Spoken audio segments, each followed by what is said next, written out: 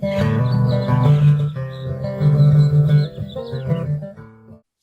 morning, everyone. I'm Jacqueline Jones-Doyle with the Tarrant County Agri-Life Extension Service Office, and with me today is Liz Rudd with the Dallas County Office.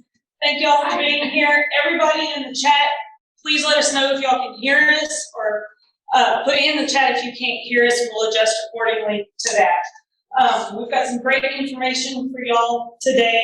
Our first presenter is Mr. Michael Brooks with NRCS. All right.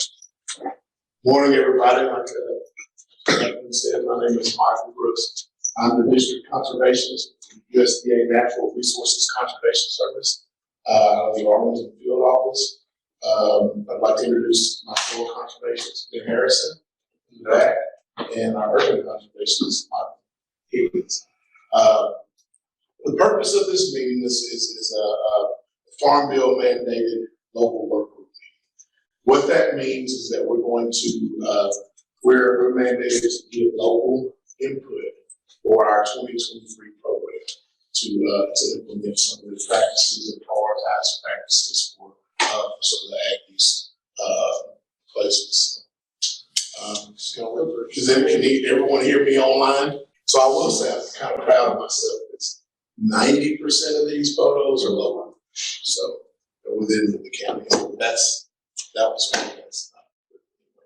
So again, this is our local work group meeting, and the purpose, as I explained, is for us to get you guys input.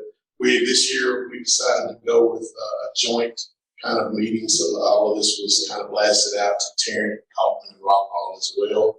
So what we get now, we will send to our designated conservationists, and we'll prioritize based on our recommendations. So next slide. Okay, next slide. Okay, so locally led conservation is based on the principle that community stakeholders are the best suited to identify and resolve natural resource problems. Next slide. And so we generally convene Dalworth Soil and Water Conservation Districts are the ones that help convene these meetings. In this case, we worked closely with AgriLife as well as Dalworth, kind of coordinate to get this meeting on. And so we are now in the Dalworth Soil and Water Conservation District, which encompasses Dallas and Tarrant County, a little bit of Ellis County, and the northern, let's say, third or quarter of Johnson County. So it's convened by the local SWCDs and NRCS. The local work group responsibilities are identify the biggest conservation needs in our county, prioritize those needs, and recommend to the USDA program application funding criteria and focus on NRCS funding efforts. We assist NRCS with public outreach and information and provide recommendations to the NRCS State Technical Advisory Committee based on our resource data. I got the here. All right. So public involvement, who's the local stakeholders? Anyone can participate. So we've sent these things out in the best of our ability. We work with local, state, and federal agencies that can participate. Agricultural organizations such as AgriLife Extension, Fish and Wildlife, USDA Fish and Wildlife, local agribusinesses, and impacted stakeholders. So if you're someone in a watershed that says, "Hey, I want to show up to give my what's my opinion." The Texas State Soil and Water Conservation Board are our partners and been at the state level since 1940s. So they're the Dalworth District is a part of the state Soil and Water Conservation Board. So the State Technical Advisory Committee, I said that earlier. You may ask, who's the State Technical Advisory Committee? Well, and how do they fit? So the local work group sets the local priorities. The STAC, which is State Technical Advisory Committee, helps determine the state priorities. The local work group and the STAC share the same members. So again, those members that we're talking about here, same members there. We both identify resource concerns and both determine resource concern priorities. Okay. So the funding sources for implementation of conservation programs at the local level is EQIP. Of course, that's our biggest program. That's the one that we kind of set for 2023. Conservation Stewardship Program, which is an annual payment based on, that's one that kind of reward the best. And they do extra on their farm. And Conservation Technical Assistance, and that's our bread and butter, helping local farmers and ranchers write conservation plans to address their resource needs, whether it be wildlife or something on row crops or grazing. And every piece of property is unique. And every human activities contribute to the condition of natural resources on the land. And so that's kind of how we fit in with the wildlife department, because we're seeing a lot of wildlife impact here in the urban areas. And through the use of conservation planning, practices are implemented to address identified resource concerns. So this is what I mean. So I wanted y'all to hold off on filling those out until I kind of explain what we mean by that. So the resource concerns that I have listed on the worksheet, water swapper plus H, soil, water, air, plants, animals, and humans. We kind of let the human component out on this one because we're going to address the land needs. So if we go out and we see erosion, I guess that's going to work on there. So if we see the erosion here, in the gully erosion, that's a resource. That's a soil erosion resource concern. And so how do we help it with the practice? Critical area shaping. And so you'll see that in the back. So, or critical area after we shape the planet. So we're going to prioritize. What are we seeing? Everybody get in your head. What are we seeing in our area when we see open landscapes, when we see some farms and ranches, and what resource concerns are impacting our community the most? And that's kind of how we're going to get to that prioritizing view. And that's a gully over in Kaufman County. And so resource. So we're going to go through the resources and kind of explain. So soil erosion caused by rainfall, wind, irrigation, or wind. So we got sheet and reel, gully, and wind erosion. And then we also have soil quality degradation, also organic matter. So when you start seeing some of the black lands or we're starting to see some calcareous, rocky type of stuff, we've lost a lot of our topsoil. So how are we going to address that? And so you can see the classic gully erosion. That right there is in Tarrant County, Kaufman County, and that right there is in Dallas County right here. So that's a sheet and reel erosion example. So as you're riding, keep in your mind kind of what you see the biggest problem maybe. And so conservation practices that we might apply to address soil erosion or degradation resource concerns is soil erosion. Under soil erosion, we have conservation cover, critical area planting, diversions, high tunnel, residue management, leaving more residue after harvest or after plowing, not plowing that last time. If you plow 4 times, you make it plow 3 times, just leave more residue there. Conservation crop rotation, rotating crops that are not instead of a continual grazing or cropping system. Week after week after week, we're going to break the low cycle. We're going to put in some corn or something like that, so we have a week corn rotation. Forage and biomass planting, that's pretty much planting introduced species like coastal blue grass. Cover crops are more of our annual type of planting, but we can also incorporate some of the legumes and different things like that will benefit wildlife. So again, soil quality degradation, we have conservation cover. As you can see, conservation cover covers both. So a lot of these practices will address multiple resource concerns. Okay? So you can see that. I'm not going to read all of them, but you can kind of see those. We kind of got going over the same stuff. So here's an example. Landowner wants to improve soil nutrients to improve crop yield, and his identified resource concern after NRCS comes out there and kind of works with them on the field is soil erosion caused by rainfall. And the solution could be a cover crop. So as you can see here in Glen Heights, we have a nice cover crop there with multiple species of broadleafs grasses and legumes. Potential other resource, water. So some of the potential resource concerns with water is excess water, ponding, flooding, insufficient moisture management, inefficient use of irrigation water. The other one is water quality degradation, excessive amounts of nutrients, pesticides, pathogens, salts, and heavy metals and sediments. That's one that I see is pretty common here because we have lots of overgrazing happening. So if we have overgrazing, then we start seeing we have excess sediment getting up into our water quality, into our surface waters. That's a prime example there. This was a picture I've been taken about Benjamin. There was this in Tarrant County? I believe so. So as you can see, the resource concern, we don't have any grass because it's been overused. So we've addressed that by trying to do something to speak with the landowner about, removing animals and trying to get some grass established, and then working with them on adequate stocking rates. So, the conservation practices that we may apply to address water resource concerns are, water irrigation, sprinkler systems, irrigation water management, brush management. As you can see, it's insufficient water. This was a photo here that was taken after we did some individual plant treatment over in Falcon County.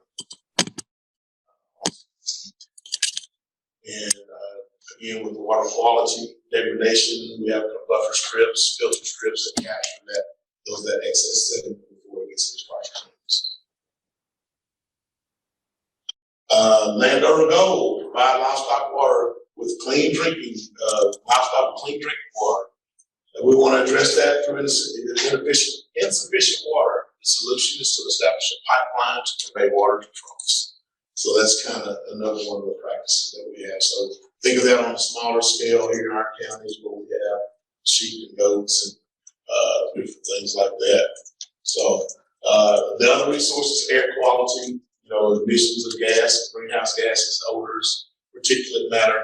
Again, if you go back to the picture where we saw no grass, you get wind, it's in the air, particulate matter, and it affects our air quality. So we can kind of fix that with our top practices is forage and biomass planting, nutrient management, keeping that grass healthy, keeping the weeds off, best management, range planting, or conservation cover.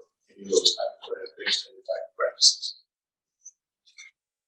Okay, landowner goal, he wants to switch from crop to rangeland. Identify resource concerns, particulate matter released through excessive plowing. So the solution is to go to a perennial grass. So this is a picture here in southern Dallas County over in the Wallace Range where they planted I think the eastern gamma grass. Yeah. And then here's one over in Copeland County where you can clearly see that's an oats field, and they have it plowed over here, getting ready to plant into 10-25. So, all right, graded plant condition, plant productivity and health. Plants not adapted to the site. Plant pests, diseases, and pathogens. So, one of these practices that might address those concerns is brush management, forage and biomass plantings, nutrient management. Seasonal high tunnel is a big one here in Dallas and Tarrant County for our small vegetable farms. The other one is watering facility, ponds, range management, integrated pest management. And y'all kind of stopped me from running through this pretty fast. Landowner goal is to extend the growing season for crops. The identified resource concern is degraded plant condition. The solution is a high tunnel. So as you can see, we have a high tunnel system initiative, statewide initiative for those situations, and that's very, very popular in our area. Animals, livestock production, feed and forage is inadequate. Inadequate water quantity or quality, and the other one is inadequate habitat for fish and wildlife. So, how do we, some of the water resource concerns, example is inadequate feed, quantity, and quality. And so how many times do y'all see that on these small farms or different farms here in Dallas and Tarrant where we're overstocked and we don't have much grass and we're with a lot of bare areas and just not very good, healthy plants. So some of those practices that we may address is livestock production through, again, forage and biomass planting. How many times have we seen forage and biomass planting? So some of these practices can address, again, like I said earlier, multiple resource concerns. Fishing and wildlife habitat, upland wildlife habitat management, reduce watering facilities. Other practices, again, that's not listed could be cover crops, as we put in crops that put in some of those plants that will help pollinate for some of our upland pollinators, such as bees and monarch butterflies. So again, get livestock out of concentrated areas is another one. You can see where the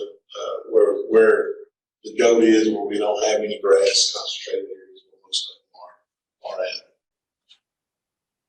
Those are not my pictures, by the way. I just grabbed those. Okay, so far we talked about the local work groups, our partners, and we covered various type of resources. Now we're going to talk about how we take applications. So we have 4 evaluation categories to contribute to the overall score. We have, so when we go in, after we go and visit with the landowner, we address the resource concerns. We figure out the practices. We'll go in and we'll run through what we call a CART, which is our application ranking tool. And this is where you guys come in. So we'll have questions, local questions, state questions, and national questions. And there's multipliers in there, which gives kind of cost effectiveness. As you can see, the local issues will award the most points.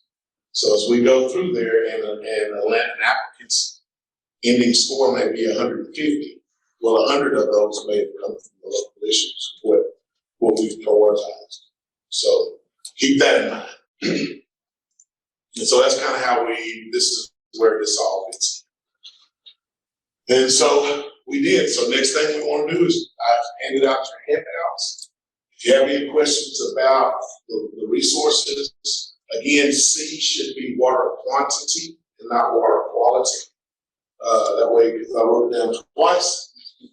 And so if you want to scratch that out and put in water quantity in C, and then I'll give you 10 or 15 minutes or so to go through it.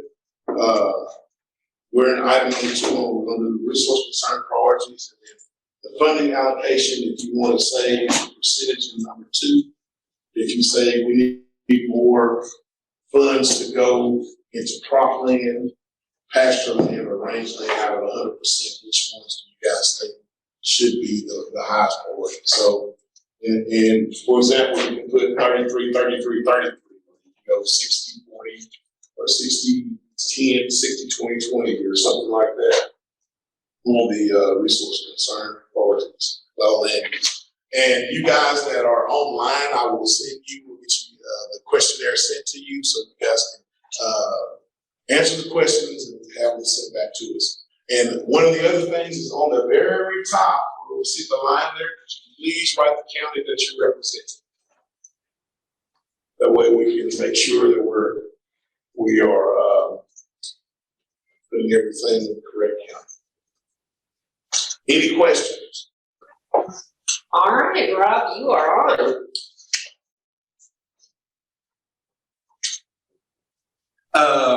Good morning, everyone. My name is Rob Dankos. I'm the director of the Fort Worth Nature Center. And give you a little bit of explanation as to why the heck I would be standing up in front of you. I think I probably have the honor, and there's a question mark at the end of that word, of being probably the first person really dealing with urban wild pig problems in this region. So we've been doing it at the Nature Center since 1999, and I will be giving some basic biology, some basic management, and then kind of a case study of what we've done at the Nature Center in the past 20 plus years. Please, if there's questions, I would much rather deal with them or address them as things come up. So don't hesitate, for those of you in the room.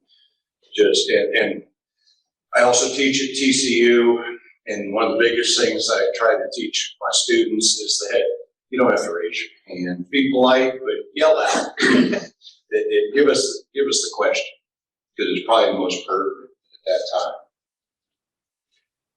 Wild pigs, feral hogs, whatever you want to call them, we'll address that in a minute, have been around in Texas. It's one of those weird things where you can actually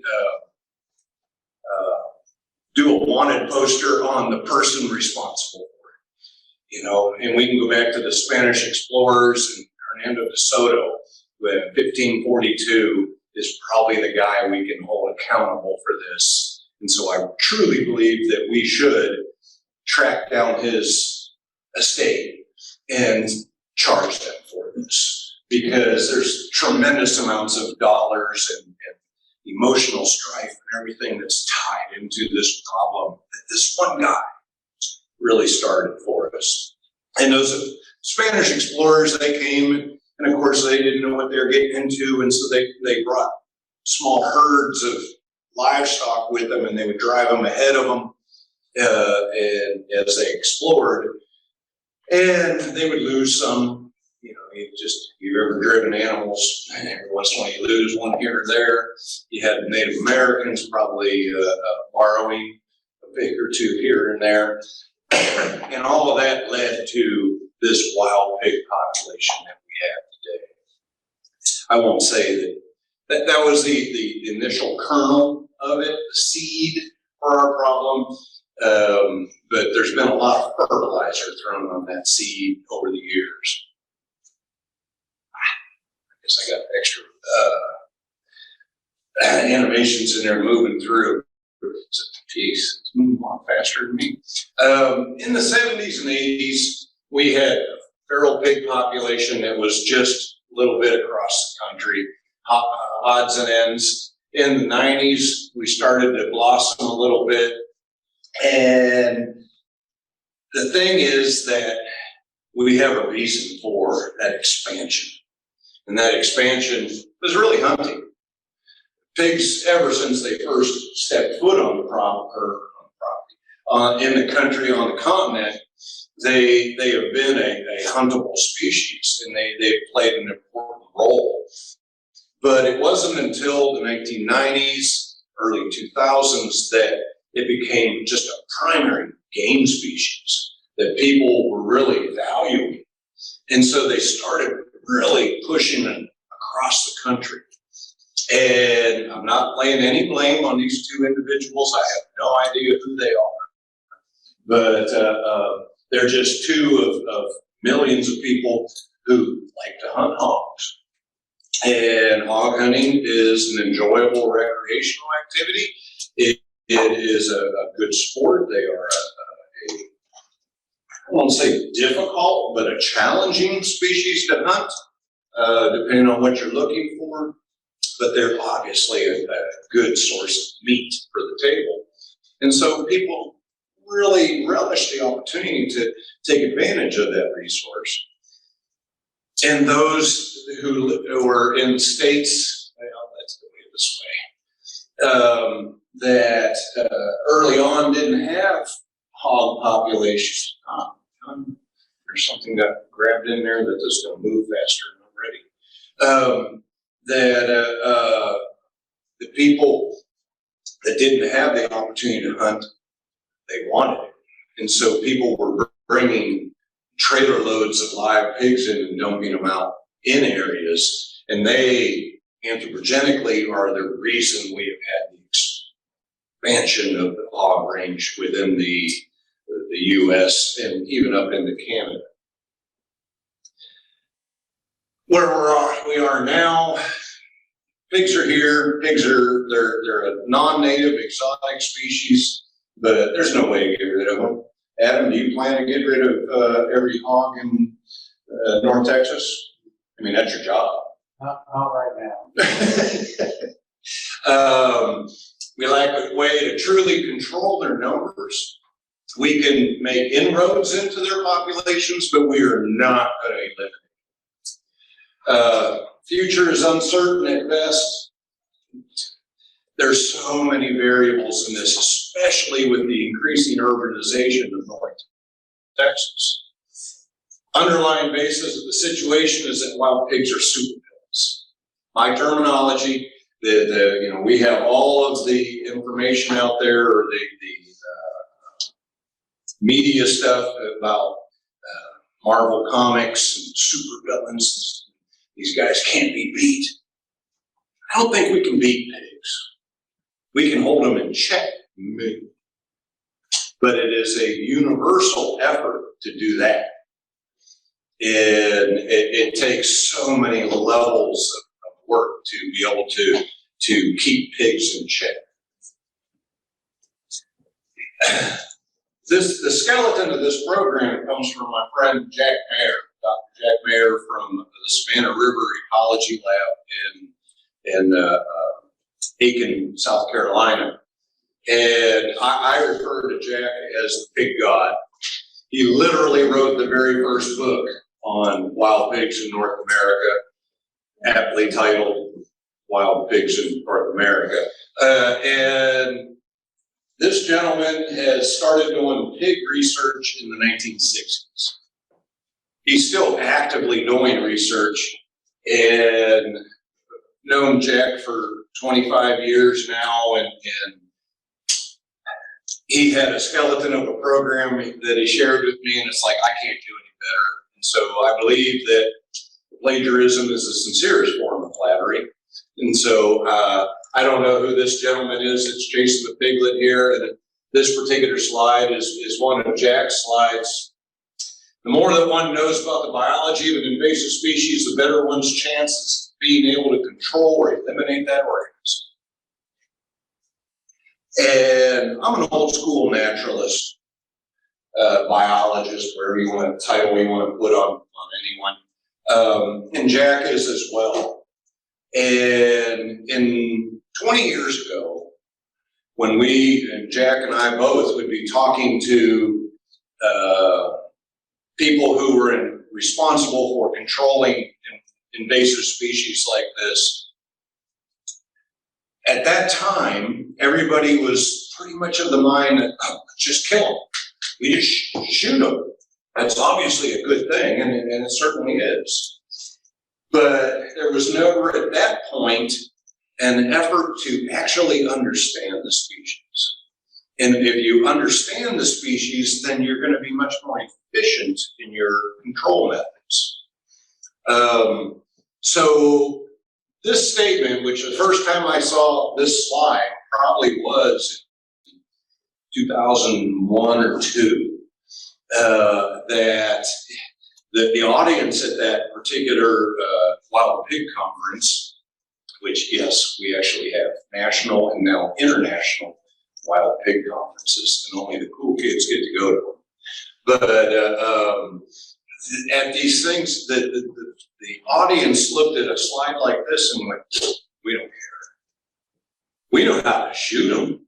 They're easy to shoot. We know how to trap and then shoot them and remove that group and stuff. What they didn't realize is that they weren't doing any good back then. Random shooting, random trapping is inefficient, and you're never going to make any real inroads into the problem. So we're going to embark on a little wild pig biology 101. Basic freshman pig biology. Scientific pedigree, where they come from. You've got these pigs that we're all familiar with. You know, most of us, when we think of pigs, we think of, that kind of pink to white critter that lives in the farmyard, that eventually grows up to the point that it's harvested and produces the bacon and the ham steaks and pork butt and all that stuff that we have on our dinner table. Well, that species came from a natural species that grew in the wild, that was a Eurasian wild boar, so to speak, with the range throughout Europe and Asia. Now, domestication does a few things. It changes some body form, and of course, through selective breeding, you can get bigger, you can get different color patterns, you can change reproductive rate, you can do all these kind of things. But the reality of the situation is that screen doesn't, pointer doesn't work on the screen.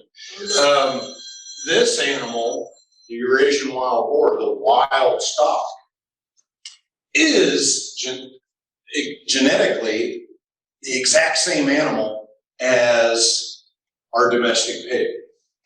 So, one key thing I'm going to tell you, if you're looking up information on wild pigs, feral hogs, or any other term you want to put on it, don't look for those terms. Look for the scientific name, Sus scrofa. Because Sus scrofa is our domestic pig in the farmyard and our wild boar. So if you're really trying to gain information, all you have is one search term. Now, from the previous slide, all of the natural native species comes from that Eurasian region, the old world, if you will. But in the new world, here in North America, we have a combination of the domestic species or variety, the quote-unquote feral hog, and we have introductions of the Eurasian wild boar, both Sus scrofa. I believe this is an incorrect use of that term, hybrid, because it's the same species, but we see mixing of the physical characteristics. So the Eurasian wild boar, if you look at that, has a nice sloping forehead down to the snout things. You can usually tell a pig that's been removed from, or has not gone into the barnyard much, because it's going to have this head shape. It's also going to be leggier. It's going to be a little leaner. We don't think of pigs, domestic-wise, big, fat, lethargic things. Not true with the wild version. There's things like the curly tail. We all think of the pigtail, that curly thing. You'll see that all of them can do that, but that the wild stock Eurasian wild boar is less prone to it. And minor stuff. You look at the two here, Eurasian wild boar, you see those are hairy critters.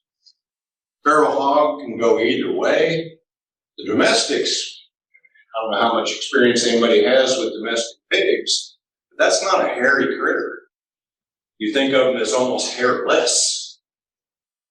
But being hairless is not a good thing to be in the wild. So when this domestic species or variety goes wild, turns feral, it quickly generates a lot of the wild characteristics. Hairiness, it loses weight, it's leggier, the tail changes and how they use it and what they do with it. And so you've got a different critter. Even a couple generations in, you'll see that return of the sloping forehead down into the snout, versus, can't really see it because of the ear, but domestic pigs have a defined forehead. And I see lots and lots of people sending pictures out on Facebook and various weird Facebook groups that I belong to about skull identification and things like that, that you can usually say, if it has a forehead, it's a domestic pig, or recently from the barnyard, a generation or two. Pigs go from domestic style to wild style in 2-3 generations, very quickly.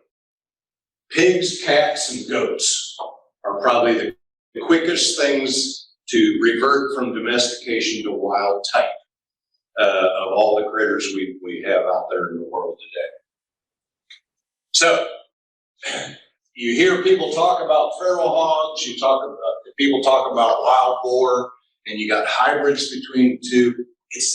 They're all the same doggone thing, which is why we use the word or phrase wild pigs. Talk about them all, because they're all the same thing. Looking at what makes up a wild pig, males are generally larger than females, at a similar age. Average adult weight, and these are nationwide stats here, 185 to 190 pounds. We at the Nature Center have been removing pigs for 20 years. And so the weights we find, and we're not looking at pure adults, but our average pig we remove is about 80 pounds.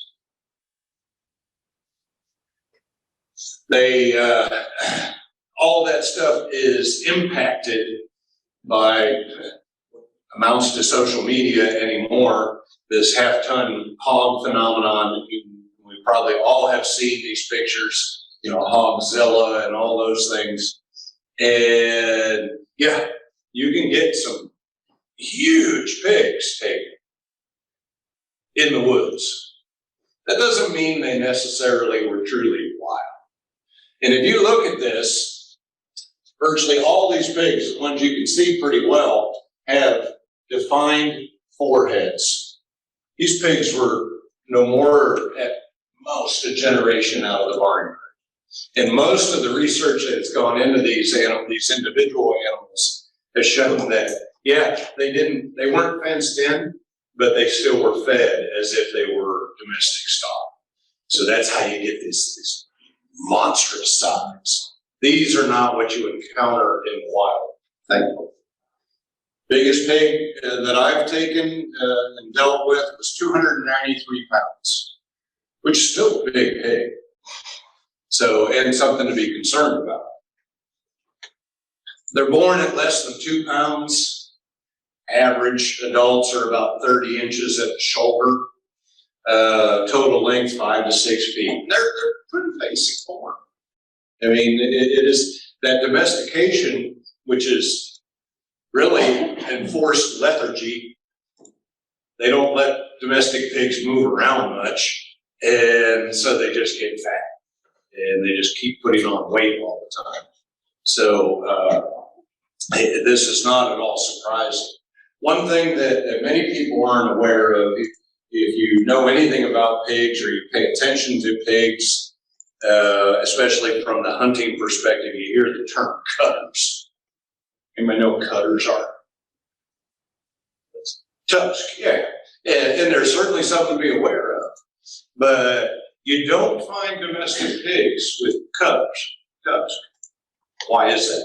Is it bred out of them? Their teeth. Kind of important teeth. No. Because first thing that happens in a farm situation, especially a significantly sized hog production operation, when you got a group of piglets, a litter of piglets born, first thing that happens is somebody on that farm is going to pick them up and look them over and see if they're healthy and all that kind of stuff, and they're going to pull their cutters, their canine teeth out, so that they're not going to be as dangerous down the road. So every once in a while, you'll find a big pig out in the wild doesn't have any cutters. You know that pig came directly off the barnyard, was an escapee or a released animal. Size, shape, and color variation. If you're into pigs and deal with this kind of stuff, I really encourage you to look into the domestic breeds, because you can start to see them. You'll see them in the wild stock that you're seeing, the feral group. So that ancestry from artificial selection breeding, you'll see pink pigs, pink wild pigs. You'll see belted pigs, black and white. You'll see the Durox, the reds. You'll see different spots. You'll see all kinds of things. And you can actually place them back to their basic ancestry. And in fact, there's a bunch of work going on in different parts of the country where they're doing genetic work that in North Dakota, there's a gentleman that was doing a bunch of work, genetic work on pigs, looking at their ancestry. And he found that the North Dakota pigs, and I'm assuming he probably ventured into South Dakota and Montana a little bit and all that, but that those pigs all trace back to Southern California, where they had certain breeds that were developed there. But in the monasteries that raised herds of pigs that somehow made their way to the Dakotas. I have not seen any of that kind of work done on Texas pigs. It'd be very interesting, but I assume it's probably going to be related to the settlements and the development of different breeds that probably occurred in the Spanish explorers coming up through Mexico. Food habits, diet. Wild pigs are opportunistic omnivores, basically meaning they'll eat anything. And a gentleman by the name of Billy Higginbotham, who is since retired from AgriLife from TAMU, he has a quote that's you see in a lot of places that has a calorie in it, and they can get their mouth around it, wild pigs will eat it. Which makes baiting easy in the sense of they'll go to anything. But then you got to make sure that whatever you're providing on a bait system is more attractive than the stuff that's available in the wild around them. Typical diet composition from various studies, 88% plant matter, 10% animal matter. They are primarily scavengers in the sense of looking at animal foods. They're not huge predators, although in certain parts of the country, they become predators. In West Texas, they are big lamb predators and on sheep ranches. And so pigs will, and the top picture is actually on a lamb, a newborn lamb, it looks like. And they will take advantage of anything they can find. They will eat eggs. They are notorious for rotten logs, looking for reptiles and amphibians and vertebrates of all kinds. So they are predators as well. Fungi, and I love the less than 1% is miscellaneous soil, rock, sticks, and garbage. And that would be because of their feeding action, rooting behavior, that you got your mouth open and you're shoving your face into the ground, you're going to get some junk with it. That rooting behavior, they root to find their foods, roots, fungi, larvae, etc. They will root in the ground, they will root a rotten log up, destroy it. And that's one of the things that we see at the Nature Center, where we have a lot of bottomland hardwood habitat, that a big old log that's maybe been laying there 100 years, rotting slowly, and it's just soft and punky, and you can tear it apart with your hands. When pigs find it, if they feel that there's some kind of food source in it, they're going to destroy that log, which actually removes habitat from a variety of different species. They're very well designed for the task. They root year-round. Frozen ground doesn't really mean anything to pigs. They are just that doggone tough. They can root as deep as 3 to 4 feet below grade. Think about that. Now, not in any soil type, but if you have some really fertile farmland that you've spent, you and your family have spent 100 years working that soil and get it just perfect, and you got a pig come in there because you just planted, they're going to root up everything you just planted, but they're going to create furrows that can be multiple feet deep. And that's why one of the things when you look at the cost of having pigs in an area can be like tractor damage. broken axles and things from falling into these ruts that they create. It also is why I have received phone calls from down in San Antonio at, I forget the name of it, one of the historic cemeteries down there, that pigs were starting to root up old graves. And so that kind of concerned the managers of the area. And it's like, how can we control this population? So 3 to 4 feet is amazing, but not exactly uncommon. The rooted areas can be extensive. It's all about that snout. The snout, how many people have actually laid hands on a pig? I'm not talking a wild pig necessarily, I mean a domestic pig or something. How many of you can't help but do it if you got a pig in hand? Check that snout out. I mean, you think like your feet get calloused, you ladies out there that spend all the time taking calluses off your feet, that's got nothing on what a pig nose is. But it's still like this sensitive thing. It's really, really impressive. It's almost indestructible, it seems. The only pigs I've ever seen with significant damage to their nose were those who had basically had their nose shot off. I mean, it'll heal from anything and do all of that. So, pigs are supervillains. There's just an example of their rooting. Depending on the soil type, you can get these deep ruts, and it's just all over the place, up and down, and tearing up equipment, removing of vegetation if you've planted a crop in there, or even if you are, say, a forester trying to plant tree seedlings. They will come along. There's several papers, and these are actually some of the older stuff that talk about somebody put it in, 10,000 pine seedlings in a day. And if you've never ridden in the back of a planter, pulled behind a D9 cat, bounced around, you know how much blood, sweat, tears, and probably brain cells you bounced out of your head planting those saplings or seedlings, and then have a group of pigs come in and remove every damn one of them in the course of the night. They root up everything. Habitat.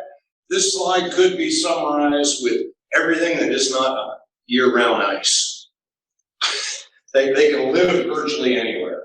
They're on every continent except for Antarctica, and they do avoid true desert habitat for the most part. But if you have a riparian zone running through a desert habitat, good chance you could have pigs there as well. What they really need is year-round access to food and water, shade, which we'll get to why they need that, and escape cover. So if you have those basic ingredients, you can have pigs.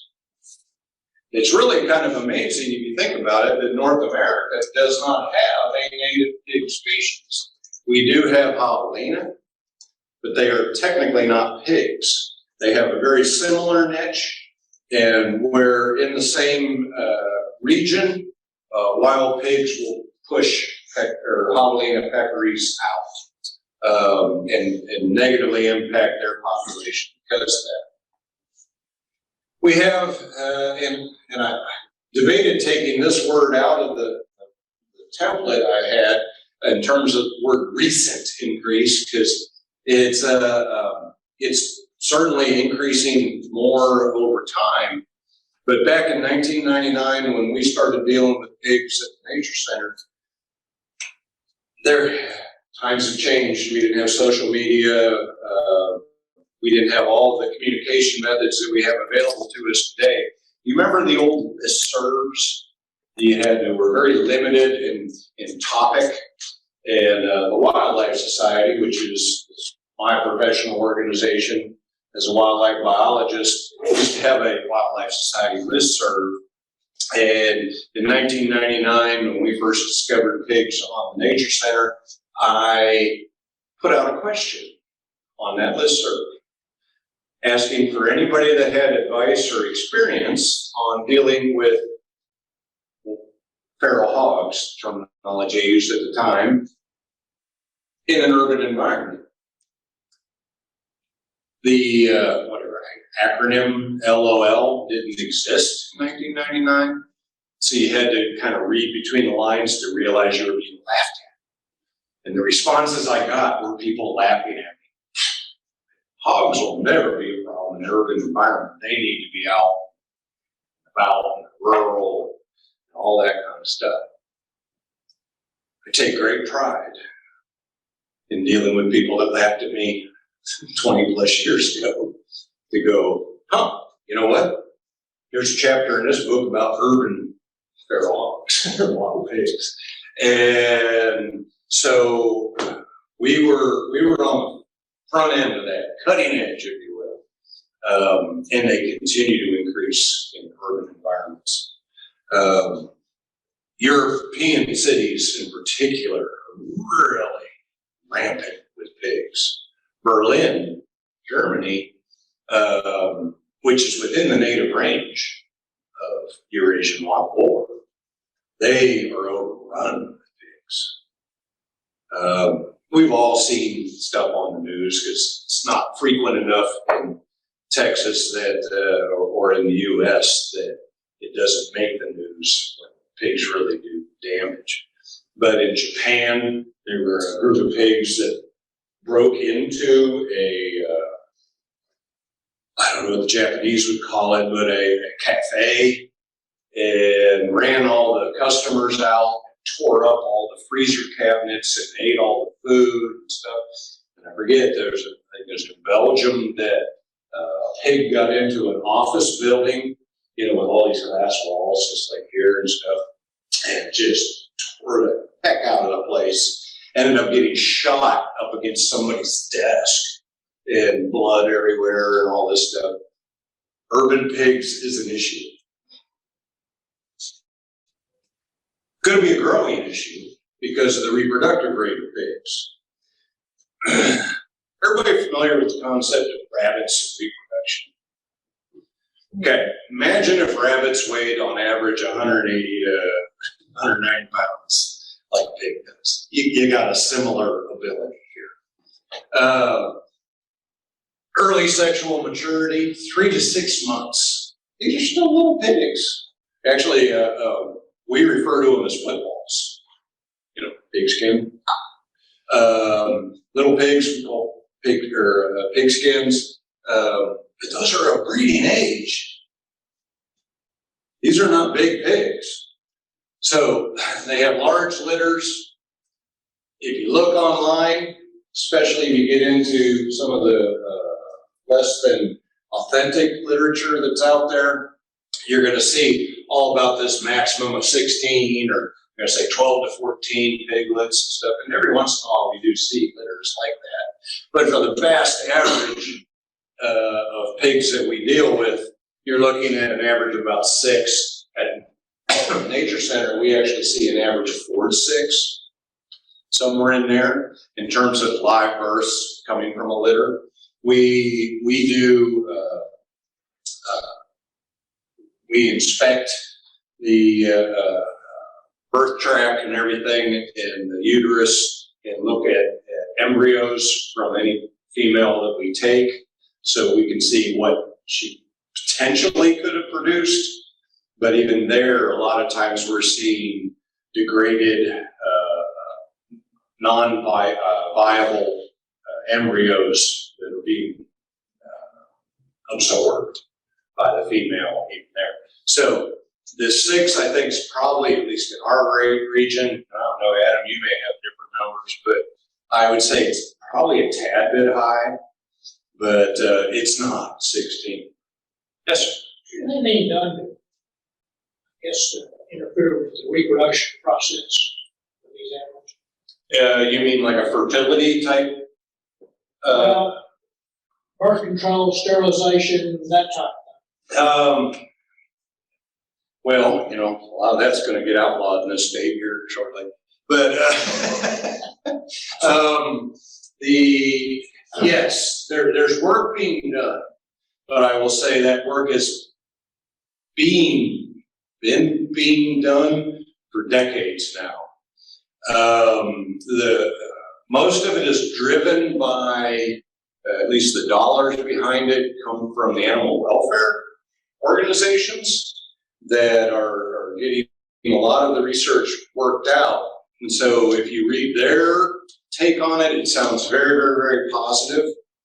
But if you take it from a more biological viewpoint, it's still real middle of the road.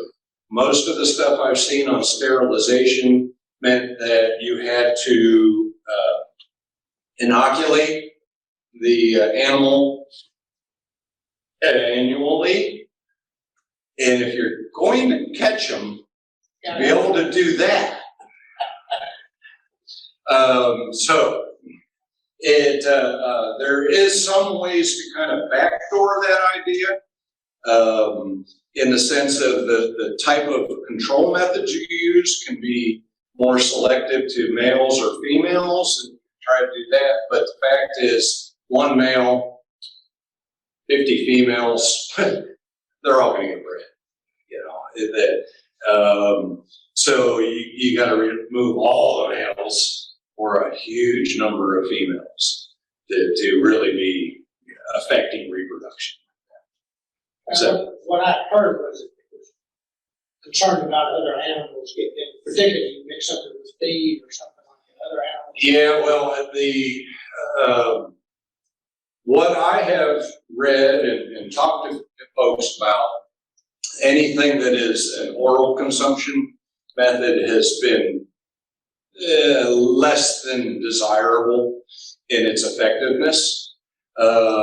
So you may be thinking about the sodium nitrate stuff, which is an actual lethal control method that you can put in a bait, and that stuff, I don't even, actually Adam would probably be more acquainted with the current stuff on that. So real quick, I'll get in, I'll let you finish. We do currently have a commercial bait on the market that does reduce semen output in boardhogs. The common denominator is once that hog starts eating it, he has to show up and eat the same amount of dose to reduce semen output. Again, with Rob, if you can guarantee he's going to show up at the dinner table, me and him, or you and him can have a conversation about eating at that appropriate time and administering a lethal dose of a different method. And so that's a common thing. Certainly there are current lethal toxicants that are being developed. One of them is the kaput is coming back around with orphan-based bait. They're actually in the middle of doing field trials right now, live action field trials of that product on the ground. It is showing some promise. And so sodium nitrite has been in development for a little over 10, 15 years at this point, maybe 20. But at least 10 years in the United States, it is currently sitting at the EPA desk for a label to be designated to be a useful tool out here, but currently do not have a legal toxicant or a dependable birth control reduction in feral supply. And again, it is, if you physically have to touch that animal, the reality of the cost of administering that is the lethal is still cheaper, and while we're there, why don't we go ahead and make it? I just had surgery last week and I wasn't good about taking meds that my surgeon prescribed to me. So I can't imagine a pig is going to show up and say, oh yeah, I need my daily dose of whatever they're calling it. So the effectiveness of those things are in question still. And you're always, you're putting a chemical out in the environment. So we don't know the long-term impacts of that. Pigs do breed year-round. You can have a couple of litters a year. You'll see different numbers. You'll see a lot of people will say 3. The reality, the science says it's closer to 2, and that's if the resources are good for it. The little graph here is showing the red is farrowing nests per month, or farrowing litters, meaning being born, and the other are conception. So the blue color, so you can see kind of how that lays out together. We find that at the Nature Center, where we have a year-round pig control program, January is our biggest month. Like I say, we do the necropsy and look at the embryos, and there's been some really good work done that you can take the size of the embryo and some physical characteristics and actually date it back to the date of conception. And we see that they're conceived year round, they're born year round. Social units, the key word would be the word sounder. People use herd and pack and all those kind of things, but if you want to sound like, actually know what you're talking about, use the word sounder for pigs. Basic unit is mom, a sow, and her piglets. But you can see that sows will gather together with mixed group of piglets, and you can get massive group sizes, joining hands. Mature males, big boars, they tend to be in solitary. Like teenage human boys, they might, when they're young, kind of group together and just really be obnoxious. And so that's actually one of the things we target, trying to take out those young boar groups, because they're just idiots. I mean, like teenage boys. We, in our whole control program, try to remove the entire group, the entire sounder at one time. If you remember back the old, I think it was George Bush Sr. had the No Child Left Behind, or that idea that we believe in the No Pig Left Behind, because we don't want our pigs educated in terms of how they are being controlled, because a pig that has escaped a trap is 10, 20, 30 times tougher to trap again, to remove. So we try to remove everybody at once. These large groups, and we've all seen the pictures online, Parks and Wildlife, and maybe it's an AgriLife photo, I'm not sure, has that great thing. It's kind of a overhead view looking down into a pasture that there aren't any leaves on the trees at the time, and there's got to be 150 pigs in there of every color combination, spotted and velvet and all that kind of stuff. Everything's mixed in there. It's a great picture. We don't see that locally. The biggest, at least for us, biggest group that we've seen is 23. I don't know, what do you see region-wide? Pretty good average throughout the metroplex. I don't get much more than 30 even. Yeah. And that's probably partly because of the urban environment. There isn't huge expanses of acreage and food sources to get that groups of 100 plus. Pigs exhibit a home range behavior. Basically, they'll have an area that is just kind of mapped out that these would be radio tagged pigs, but you'll have these core areas which are going to be probably related to food or water, and then they're going to have the core areas connected by a series of pathways. If you've never tried to track pigs, it's not tough. You don't have to be 90% Comanche or something to be able to track pigs. You can just pigs are sometimes easier than humans to track, as far as I'm concerned. Within a sounder group, a maximum of 50 square miles, averaging 4 square miles. They're not huge areas, but they're gonna, if they wipe out the resources that are in that area, they're gonna move on to another. And which is somewhat different than a lot of critters in general, that pigs are much more consumptive, especially as their population's growing. So they're gonna push out, either expand their range or they're gonna change range. That home range size differs between the sexes. Males are much larger than females. Basically, they're always on the prowl for females. So a male home range is going to encompass several females. You have home range shifts where they may move from one area to another, and it may be because of harassment. And this is an important thing, because you can move pigs off your property if you don't like your neighbors. You also have seasonal movement where they're going to go, if say this area here is wetland based, bottomland hardwoods, and this is more upland, they may go there during the winter. And that didn't work. Hit the wrong button there. Okay. But they may move then back to the wetlands summertime. And when the vegetation's up and they can eat arrowhead root and all those kind of things that they're looking for. So you'll see that kind of movement.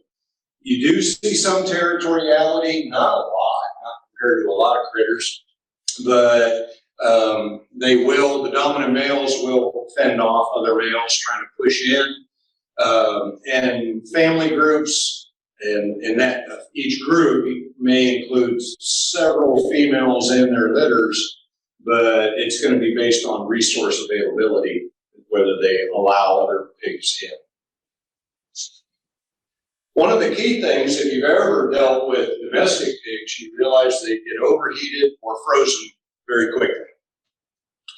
And it used to be, and we're going back into, say, the 80s, the biologists thought that, pigs will never make it up pretty much above the Mason-Dixon line in any great numbers because they can't handle the wind. Well, yeah, they can.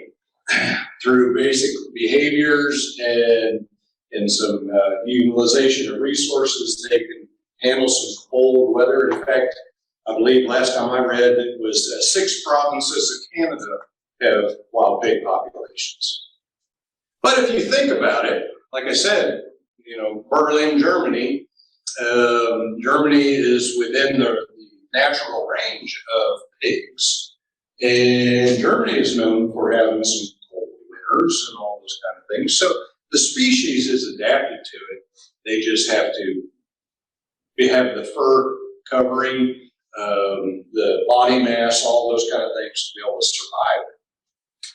And the fact is that our domestication process changes enough physiological characteristics that make it that they can't handle that hot and cold. So behaviorally, they manage their body temperatures through wallowing, carving out a low area and lay it in the mud, and they coat themselves with mud, and that helps reduce the heat. It also keeps insects off of them, those kind of things. Shade is obvious. Rest. Don't be running around when it's hot. I'm going to go out on a limb here and say, the way the weather's prediction for this weekend is, there's not going to be a lot of pig activity on Saturday and Sunday. Well, we're going to hit the 90s again. So, and then switching to nocturnal activity. Pigs are not necessarily nocturnal, diurnal.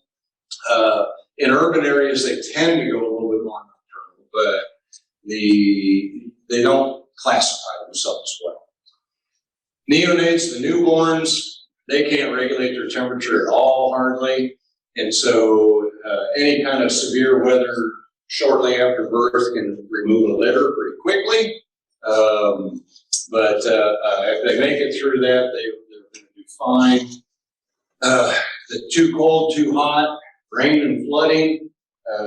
I have found a few farrowing nests being where pigs are born, that have been subjected to surprise floods, which in the urban environment, or Texas in general, are oftentimes we are surprised by floods to a certain degree because our water system is so managed.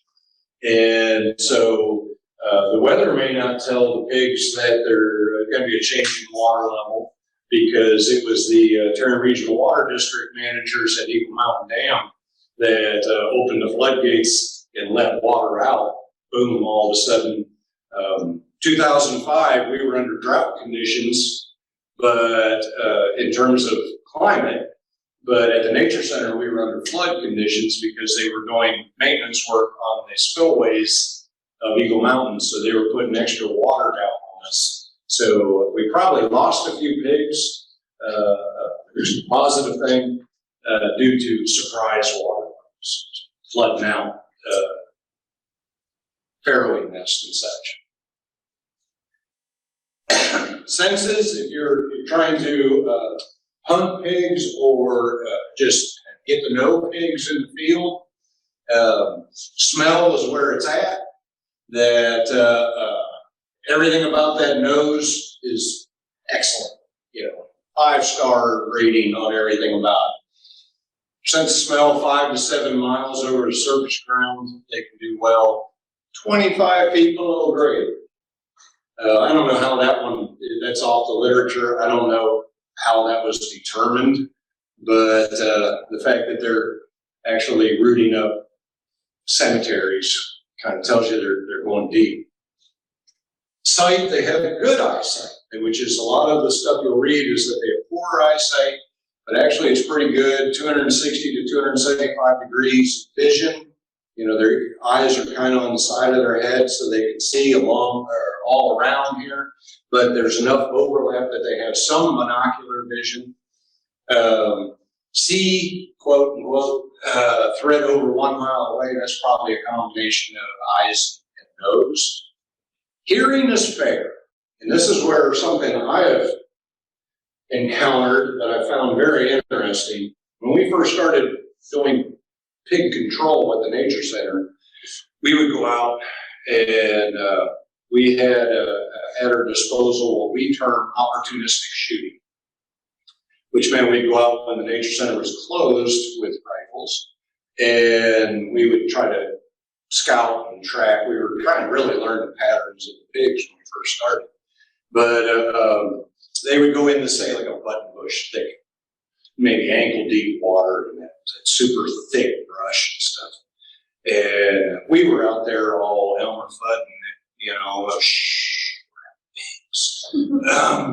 and trying to creep through this stuff. Never could creep up on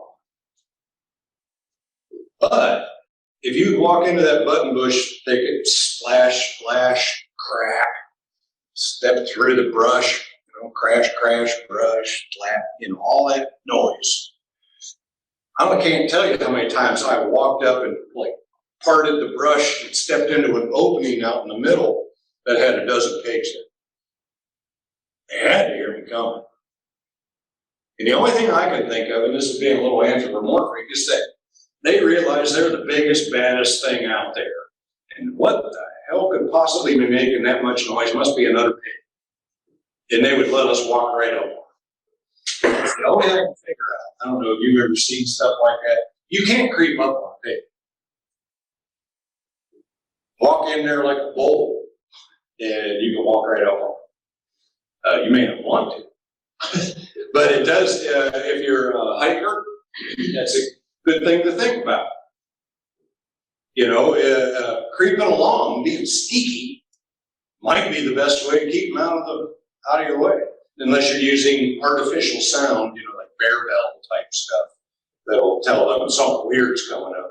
It's talked about in literature on African animals and the difference of sharp set when the lions and leopards are on the hunt, they act different than when they're just looking around and just hanging out. Animals don't react the same way. So that's always in the literature. So if you act up, you're not hunting, you get away with a lot more. Yep. So, anyways, they do have a sense of touch, which in this sense is really taste. They mouth all kinds of stuff, which you can use to your advantage in terms of bait. Give them something novel, they will check it out, and if it happens to be enticing, then you can introduce a new bait thing to them if you're trying to control them with traps and such. Movement, all over the map. Drifting, wandering, these are nomads. They'll go anywhere they need to go to find resources.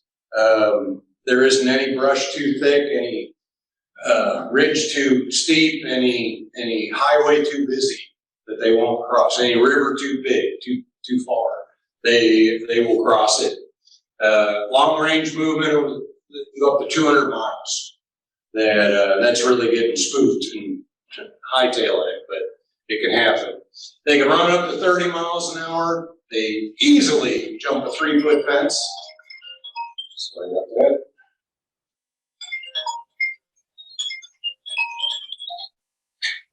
If it's the president, you go ahead and take the call. Well, let me check. Nope, unless the president's in Fort Worth.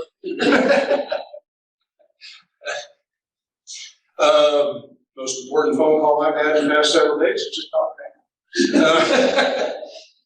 Swim across 2 miles of open water, that's how they show up on islands.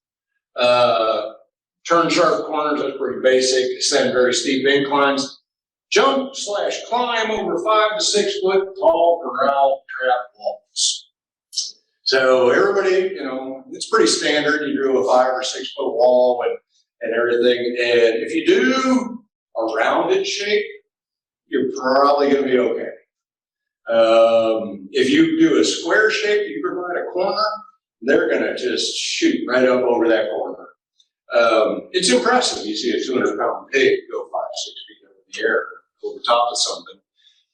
They can. They're athletic, and if you give them enough running space, that they can, even without a corner, they'll try, and they'll beat a fence down. They can take a 5-foot fence down to a 3-foot fence by repeatedly hitting it if need be, and I've seen that as well.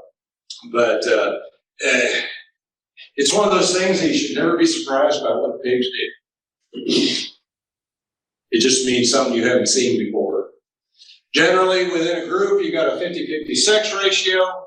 There's going to be more young ones than older ones, and it's going to go down in a nice smooth line. The oldest pig that we've dealt with at the Nature Center, which happened to be that 293-pound pig that I took, was 7 years old.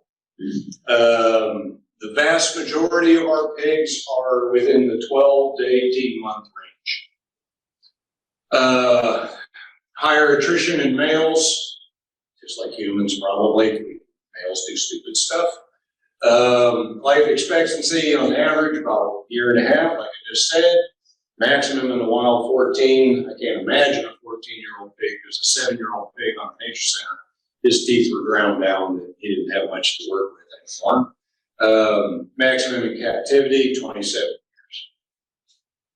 Now, Adam may have different thoughts on some of this, but when you're removing pigs, when you're controlling and you're using lethal control, shooting tends to, or all trapping or removal methods tend to target males because they're bolder and they're not as sneaky, just like in humans. So you tend to remove males, which is good, except like I said, you got one male and you got 50 females, you're still gonna have a whole heck of a lot of females to get bred. Age class, all of them target younger animals because they tend to be dumber, less experienced. You're looking, when you do get into females, the pregnancy status, the shooting, we don't really know. The trapping and dogging would mean putting dogs on and getting the pigs and holding them at bay and then being able to put them down. They'll tend toward being not pregnant. Again, it's because behavioral changes. So what this is actually old data. That trapping back when this was put together was very traditional trapping, and we've gotten a lot more creative in our trapping methods. And we specifically use our kind of trapping, corral trapping, to take out that whole sounder. So we are getting high percentages of females and high percentages of pregnant females. So when we say, well, we put down 10 pigs in this trap after we do the necropsies, and we look at those sows and we say, well, 3 of those sows were pregnant, and they each had 5 viable fetuses in it. That 10 all of a sudden quickly becomes, we just removed 15 pigs. Potential for explosive growth, I mean, the whole J curve thing, and this, if you don't have control methods going on, the blue triangles just show what pig population is going to happen, or what's going to happen if you just got basic trapping and shooting going on. The orange is you're going trapping but no shooting, and the green is nothing. And this is off Savannah River Ecology Lab property in South Carolina over a 5-year period, where they have a population of, they take a couple thousand pigs annually on an average basis. So it's perfect hog habitat, and they can show what, if they're not removing, what that population is going to do. But key thing here is need to remove 50 to 75% of the population each year, just to keep that population line stable. So think about that. You gotta take, and I'm gonna throw out the 50%. There's some stuff in the literature that says that, but really the normal number I see is 70%. 70% of the population, so you don't see growth. You're removing a heck of a lot of pigs just to maintain status quo. Natural predators, there's a long list of them. When they're little, they're pretty open to getting preyed upon by just about any predator out there. This is small Indian mongoose is actually a Puerto Rico reference there. So this is North America, US. Wallowing and rubs, we all see. If you're out in the woods enough, you'll see wallows and things used for cooling, insect protection, those kind of things. And you'll see these rubs where you'll find a tree that they can rub against, and usually you can get a pretty good idea how big your pigs are by how high up on the tree or telephone pole that they're rubbing. They really like to rub on telephone poles. They like the creosote for the added insect control. Trying to identify a pig sign. You've got the typical cloven hoof print of pigs, and kind of resembles a W, kind of rounded one. You get the dew claws that'll show up in some pigs, not necessarily big pigs. It's really more on soil type.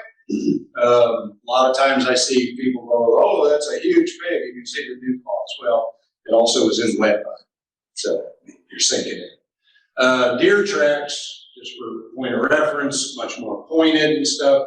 It still can be a challenge to tell the difference between pigs and deer just from tracks. 2 kinds of nests or beds that are out there. The farrowing nest, which I referenced, which where the pigs are born. And then you got the resting or loafing beds that they're just going to hang out and wait out the heat of the day type situation. Hard to tell which is which unless it's got piglets in it. They look very, very similar. Diseases and parasites that, this would be much more Adams field with Wildlife Services in mind, but pigs can carry a huge number of diseases. We all know that just from the fact that we all know that we have to cook our pork very thoroughly, and that's domestic. So pigs can carry all these kind of things. If you remember several years ago, in Southern California, there was an outbreak of E. coli in spinach fields, and they were pulling spinach out of all the stores and stuff. That was traced back to wild pigs, the source of the E. coli. There's diseases that pigs can transfer to livestock industry, the ranching world, brucellosis and pseudorabies in particular. And the biggest thing to know when you're dealing with pigs is, this is a much easier thing to explain these days, COVID and all, that PPE, you can actually use that phrase, and everybody knows what PPE is now. But a simple pair of latex gloves would be a big help to keep you from having contact with bodily fluids if you're actually out hunting or field dressing a pig or doing whatever. Aggressive behavior. When I first started dealing with pigs, 1999, I did this big literature search and I'm looking for all kinds of information.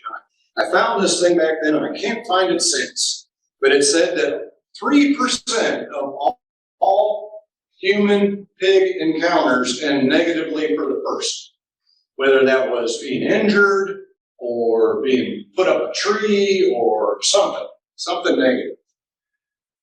When I took my 97th pig without incident, I was thinking, well, these next 3 are going to be a pain. But it wasn't, but pigs can be aggressive. I've been charged by a number of pigs. They're just generally trying to get past you. If you don't try to interact with them at that point, you're really okay. If you got them cornered or threaten them or there's piglets involved, then it ups the game a lot. We had 2 incidents at the Nature Center prior to our active control method or plan. That one was a lady walking her 2 dogs on leash down this old roadbed. It had a fence alongside the road, and the dogs were border collie size and encountered a sow with piglets that wanted to go through the fence but couldn't, so attacked one of the dogs, basically disemboweled the dog, and city paid for the vet bill on that. The dog survived. That's all good. But yeah, it's these things can happen. Worldwide, you're looking at 5 to 10 people killed annually by pigs, and most of that is in Asia, where you get the quote-unquote attacks occurring, and they're not prepared to be able to defend themselves. Pigs do not like dogs. I've always said that if you really want to find a pig, bring a dog. And even if your dogs are hunting dogs, the pigs, they don't like the barking. There's nothing positive about it. So with all that in mind, we know that our enemy put out the wanted poster. We wanted them dead or alive. We preferably dead.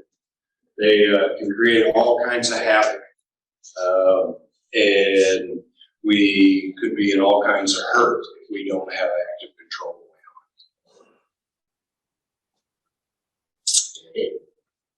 Now, I started early.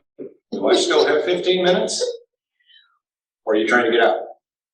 Well, he comes on at 11, so you got more? Keep rolling. So, but, I mean, we can, Yeah, I mean, we were planning on taking, if they're willing, want you to keep rolling, you keep rolling.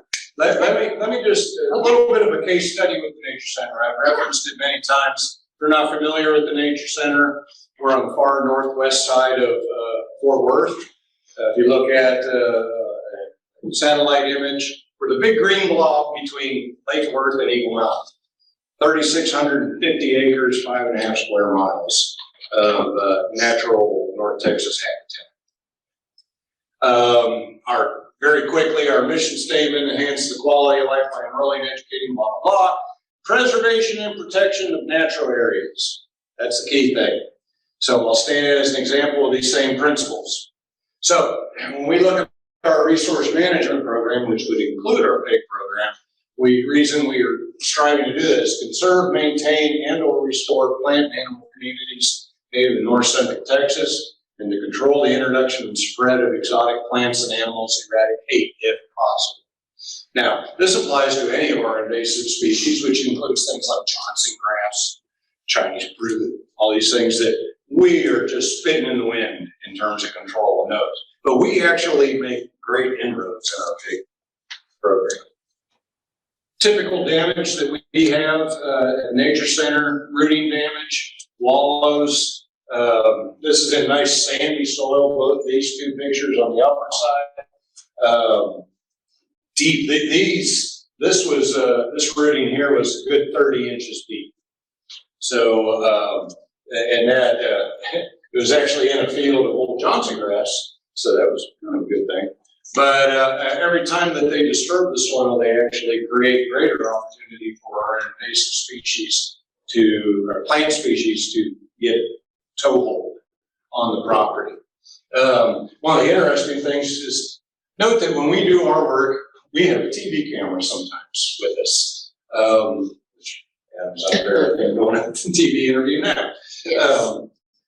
Wallows here, one of our concerns with wallows, when we were dealing with this early on, it was in the height of the West Nile virus scare. And so creating areas that had standing water, we were looked at as you're making even worse situations for mosquitoes and West Nile. Developing our plan. Now remember, we're a part of the Fort Worth Parks Department. We're just a podunk little nature center. We have to dig, but we're still just podunk. So we started off with information gathering. We did field observation, which I referred to a lot. We spent a lot of time out on the property, finding where our pigs were, how many we had, or trying to find out how many we had, how big was the problem, how much damage was out there. Documenting any of our human-pig encounters, which we had lady with the dogs. We had a volunteer who was out taking pictures at one of our prairie sites that was, to use his terminology, attacked, a little strong, I believe. He encountered a lone boar, but he was able to fend it off with his tripod. In a whole, I just get this mental image of Errol Flynn, like a sword. But that was okay. But one of our neighbors to the northeast, where there's a working ranch, one of their cowboys was attacked on horseback by a large boar that tore the heck out of the horse. So these things do happen. And we did a literature search, huge literature search. I am a literature junkie, a hoarder, if you will, hoarder of digital literature. And so I just was gathering everything I could find. And back then, in 1999, it was really pretty easy because there wasn't much out there. Nowadays, it's like a full-time job to keep up with stuff that's produced on a daily basis. We also did interagency consultation. This is before Adam came to this region, but his predecessor came out. And I will always remember his description of our problem. His name was Jan Levin. I said, Jan, how many do you think we have? He goes, I don't know, you got 5. So we talked to everybody we could. We identified our constituency groups. We're on public property. Our park user groups, City of Fort Worth itself, Friends of the Nature Center, visitors, pro-control groups, USDA, which would be Wildlife Services, Adam and such, Fish and Wildlife Service, Parks and Wildlife, Fort Worth Animal Control, and others. And then the anti-control groups, animal welfare, animal rights groups. We actually brought the animal welfare community to the table first, because we figured that was the one thing that would shut us down from doing lethal programs if PETA was going to be picketing City Hall. So, by chance, when you work at a nature center, you encounter a lot of animal welfare folks. And one of my former volunteers was a high-level representative of PETA at their home office in Bethesda, Maryland. And so we walked through PETA's offices with our plans, with somebody endorsing that we were good people. We weren't out just to kill stuff. We had the same situation with the Humane Society of the United States. And to this day, the HSUS and PETA, if you call them and you say, hey, we're from Grand Prairie, Texas, and we need some advice on how to control urban wild pigs. You know what they're going to do? They're going to give you my phone number. And because they trust us. And I'll get into one reason why they trust us. Or a couple reasons. We had a lot of, as we developed a control methodology, and we knew this was coming, so we fended it off as best we could. Non-viable suggestions, let's exclude them from the nature center. As I said earlier, we're for 5.5 square miles, we get the river that bisects. Try fencing. You can't. And while the state sometimes relies on the myth of the pig-proof fence, such a thing does not exist, especially if you ever have a pig that drops a tree on a fence. The state of New Hampshire has pigs, pretty rampant through the state, because they had a wild boar farm, specifically trying to raise Eurasian wild boar way back when, that a windstorm came through, blew down trees, knocked their fence down, pigs got loose, and the entire state has pigs now. So, can't do exposure. Trap and relocate. I love this one. You guys trap, and then you take them somewhere else. Now, there are people who want them, but as a biologist, that's just taking our problem and moving them somewhere else. And is that right? No. Then, actually, this is where it has some fun with the city. It's like, well, they're on city property, so it's kind of city property. They are city property, and so if we're going to trap and relocate, we would actually have to put them on a bid and go through the whole process to be able to move them somewhere. Also, it required a permit from Adams Agency, and I made the obligatory phone call and was laughed at about, would you give us a permit to translocate these things? No. Okay, that was taken care of. This is another fun one, trap and shoot by the Fort Worth Police Department. We would trap them, and then we would call PD and say, hey, I know you're busy, but I need you to come, 2 miles away from the nearest paved road and shoot 5 pigs in a trap. PD really wanted to do it because they wanted to discharge firearms.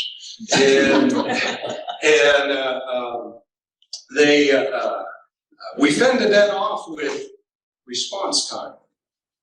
At that particular time when we were doing this, the Fort Worth PD was in the media with a poor response time and all that kind of thing. And because we had the Humane Society and PETA on our side, based upon our desire to reduce stress in these animals, that leaving them in a trap for that much longer, waiting for them to get around and come out, is going to actually turn the animal welfare commitments. Hire professional trappers. That one was really, really easy. We had no budget. Regulated hunting by lottery. There were a lot of people pushing for this one. That, you just close the nature center down 1 week out of every month and you turn the hunters loose. It's like, well, that's kind of completely 100% against our mission. And it's keeping the rest of the Fort Worth residents from actually taking advantage of the nature center. So that took care of that. What we chose, what we wanted to do all along, and we pushed through was live trap and euthanize trap choices. You got these basic cage traps, 4 by 8 by close to 4 or 3.5 feet tall. All that, those work great. I've caught up to 7 pigs in one of those traps, adults. And it's really kind of nice when you get that much mass in there because they can't move around too much. But the problem is that you get piglets in there and they can squeeze out through the mesh and do all those kind of things. And we used these for several years until we started putting game cameras on. And we realized in game cameras that there's a trigger across the back of it, with the bait on the back side of the trigger. Idea pig walks in, boom, hits the trigger, door slams shut, boom, caught. Cameras showed us that we had pigs going in, seeing that trigger, stepping over it, eating their fill, stepping back over it, leaving, coming back 2 hours later for a snack, doing it again. So it really showed us that we were losing more pigs than catching. So we went away from that and we went to a corral trap, which we developed our own corral trap that a lot of folks are using a variation of our trap now. It's small compared to a lot of corrals because we don't need them huge. As Adam and I said, we don't have huge groups. Our trap, if you look at it from above, it's shaped like football. 25 feet long from point to point, 20 feet wide on its widest point. At the 2 points, each has a guillotine door. And the 2 doors are wired together. So they trigger one door, that triggers the other door, it goes down half second later. And using game cameras, this is a low budget way to do it, that in knowing pig behavior, we run about 98% success rate of taking the entire sounder out every time we set the trap. Which has led to us having our longest run of being quote unquote pig free on our 5.5 square miles is 44 months. We also kept on the table the idea of using snares in case we had a particularly tough to trap board that we would normally be used. We didn't want to go the snare route. We had never used snares, but we kept it in our plate for things that we could choose from. Euthanasia, that was one of the big sticking points for us. We wanted to use firearms. There was a lot of push for us to use chemical euthanasia. You can see why the city would not be 100% on board with handing a couple of lowly biologists firearms. We finally convinced them based on primarily, and this is almost a quote of my statement to them, was that if you have me using chemicals and I accidentally poke myself in the leg when I'm getting it all ready, you're going to be paying my widow's bills until she dies at a very high rate. If I happen to shoot myself in the foot, I'm going to be on workman's comp for 6 months, and then I'll be back to work. What do you want to do? So they actually cost, regulations, chemicals require all kinds of special safes and all these kind of things. The acquisition storage usually had to have a vet involved in that. Speed, and this goes to decreasing trap stress, which goes to the animal welfare side of things, where basically I walk up on a trap and the pigs are in there and I pull out a handgun and I start shooting pigs. They go down quickly, very little stress. Versus if we were using chemicals, we have to see the pigs, stress starts on the pigs, go back, prepare the proper dosages of darts that would actually immobilize them, tranquilize them, and then make sure we use the right dosage on each pig. And then you got to go in and actually use the euthanasia drug. So it just extends that stress period for pigs.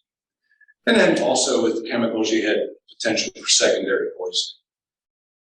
And then, like I say, me being stupid and poking myself, human safety. Carcass disposition was big for us. We've removed over 30,000 pounds of pig off the property.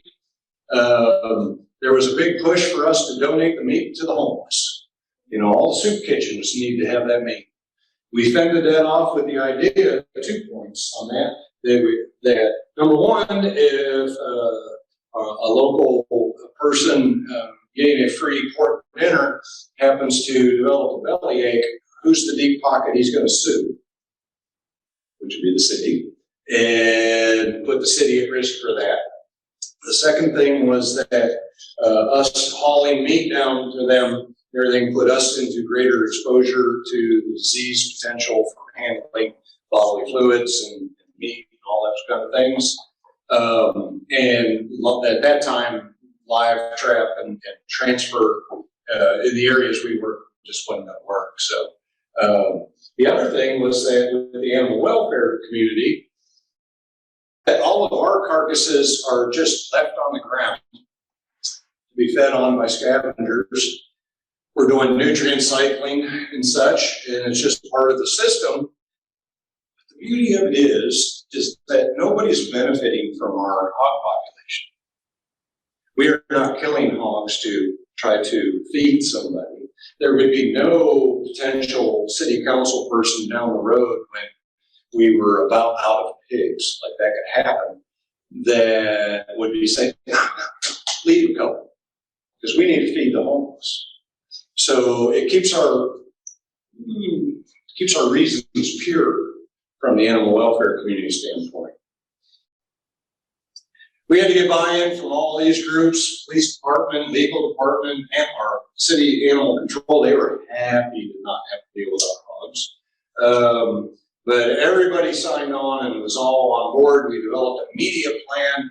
We went to the city council. We presented it to them, and they said, okay, we're going to do this. And we're not going to announce it until January. And the next morning, it's in Star Telegraph, which is the way all these kind of things go. That, city will trap and kill wild hogs. Don't let wild swine hog the nature center, all that stuff. Out there, we've got TV cameras going on, more things. And this is where all the legwork we did on the front end of getting everybody on board really benefited us. My favorite story about that is that the day this all happened, Joe was picketing the Fort Worth Zoo. And so the reporter, doing what reporters are supposed to do, go find a story, went down there and tried to get somebody to comment on the nature is going to kill pigs. They basically said, I don't care, I like giraffes and gorillas and stuff. And so the reporter calls PETA's home office, talked to a woman by the name of Stephanie Broyles, who was their senior wildlife biologist for PETA. And this is her quote that was in the paper, in one of those articles actually, that, and I love this, and this is a direct quote. We wish they didn't have to kill them. Think about it. PETA. Well, they just said we have to kill them. We wish we didn't have to too. So basically made everything golden for us.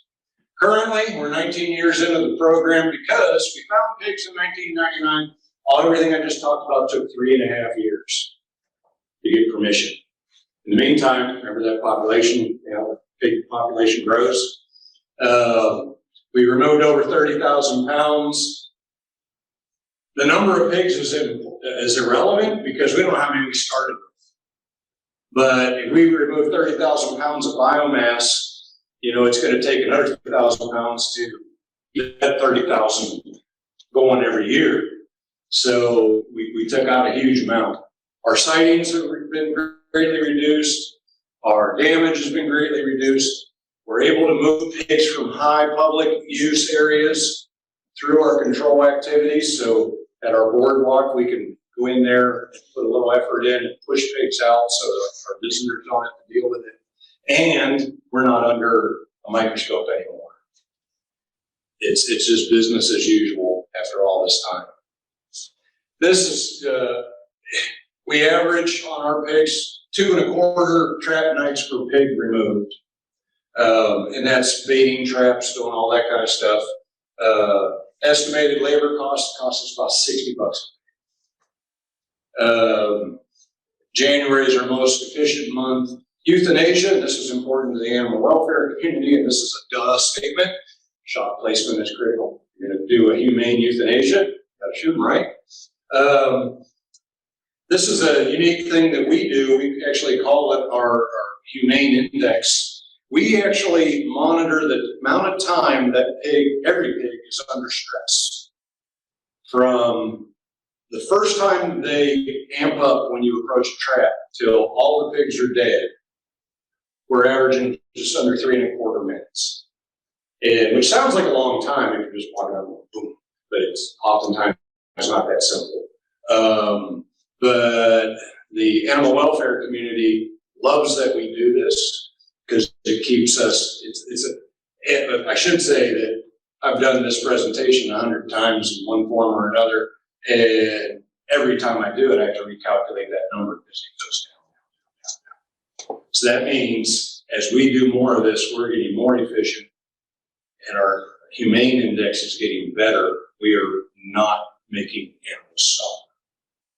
And that's a very important thing in the urban environment, in particular, with all of the folks that are basically watching the program. Keys to our success: we work openly with all of our stakeholders.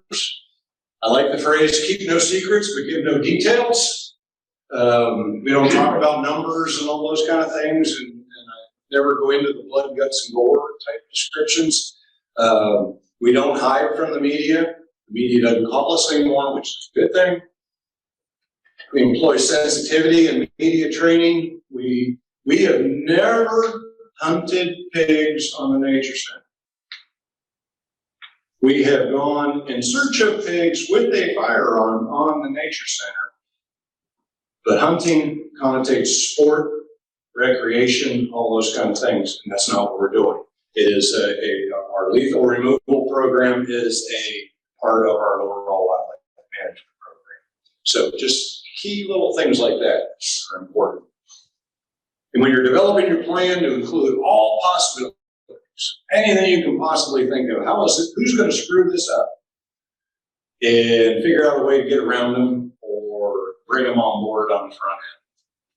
The effective plan can be a shield against potential problems. I have had people turn us into the local humane society because of our pig control program. And I've had the local humane society call me and go, hey, sorry, I called their home office and I found out that you guys are the gold standard for urban pig control. So I'm throwing this complaint away. So all those things come into play. I like to move around, and it's better if I'm talking to you because I read off of these screens. So I like to move to keep the lips moving, right? So today, I do appreciate y'all inviting us. Recent events have kept us busy on the topic of urban coyotes, and so it was kind of a neat tie-in to actually have this program pre-scheduled several months ago. And today we're going to talk about that urban wildlife conflict. Coyotes are going to be a big portion of that, but we're going to talk about the other common animals that really may not talk about or cause a big human conflict as far as injury, but they are sometimes nuisance wildlife. Real quick, some housekeeping. The Texas Wildlife Services Program is a multi-agency program between USDA, APHIS Wildlife Services in the national world, and the Texas A&M AgriLife Extension. We have a third partner, the Texas Wildlife Damage Management Association, that we receive funding, and that encompasses our Texas Wildlife Services program that we administer here in Texas. So since about 1915, Wildlife Services and the Texas program has existed in Texas. Paramount Health and Human Safety facilities where we have animals inside the facility that may be causing problems. Croplands, we deal with turtle hogs and beavers and egrets and all kinds of other blackbirds and crops all across the nation. Certainly our bread and butter was livestock protection as a government trapper of old. Back in the day, that sheep and goat protection from predators was our birth and our primary existence. We have since morphed into all kinds of things. Wildlife protection, endangered species. Down on the Gulf Coast, we've got sea turtle nests that we protect from feral pigs. We've got prairie chickens. We work with our other state partners that are producing pronghorns out in West Texas and the Trans-Pecos and protecting those resources from predation out there as well. So a whole host of things, and then we bring that into the urban environment. Nothing else really changed. Now we really morphed into human management in that, because now we're changing mindsets and understanding how to coexist and work around some of those. And, real quick, we're going to run over just a basic, as Rob did earlier, Wildlife 101, just some ideas. Certainly, this is something that's a hot topic, our urban coyotes. And again, we're going to get into some other things, but real quick, that biology on them, they're 22 to 45 pounds. I know in real life that guy looks like he's probably about 80 pounds when you see him right there in the early mornings or late evenings. And unfortunately, when you take all that fur off, it's a beautiful big fur coat. We take that off and they're just a skinny guy running around there between 22 and 45 pounds. They're not necessarily that big, 23, 26 inches tall. Somewhere between 5 to 7 bucks, depending on what's going on in the landscape. Certainly less if they don't have the food. In our urban environment, they're always going to have abundant food and water all of the things necessary for that female to raise a big litter.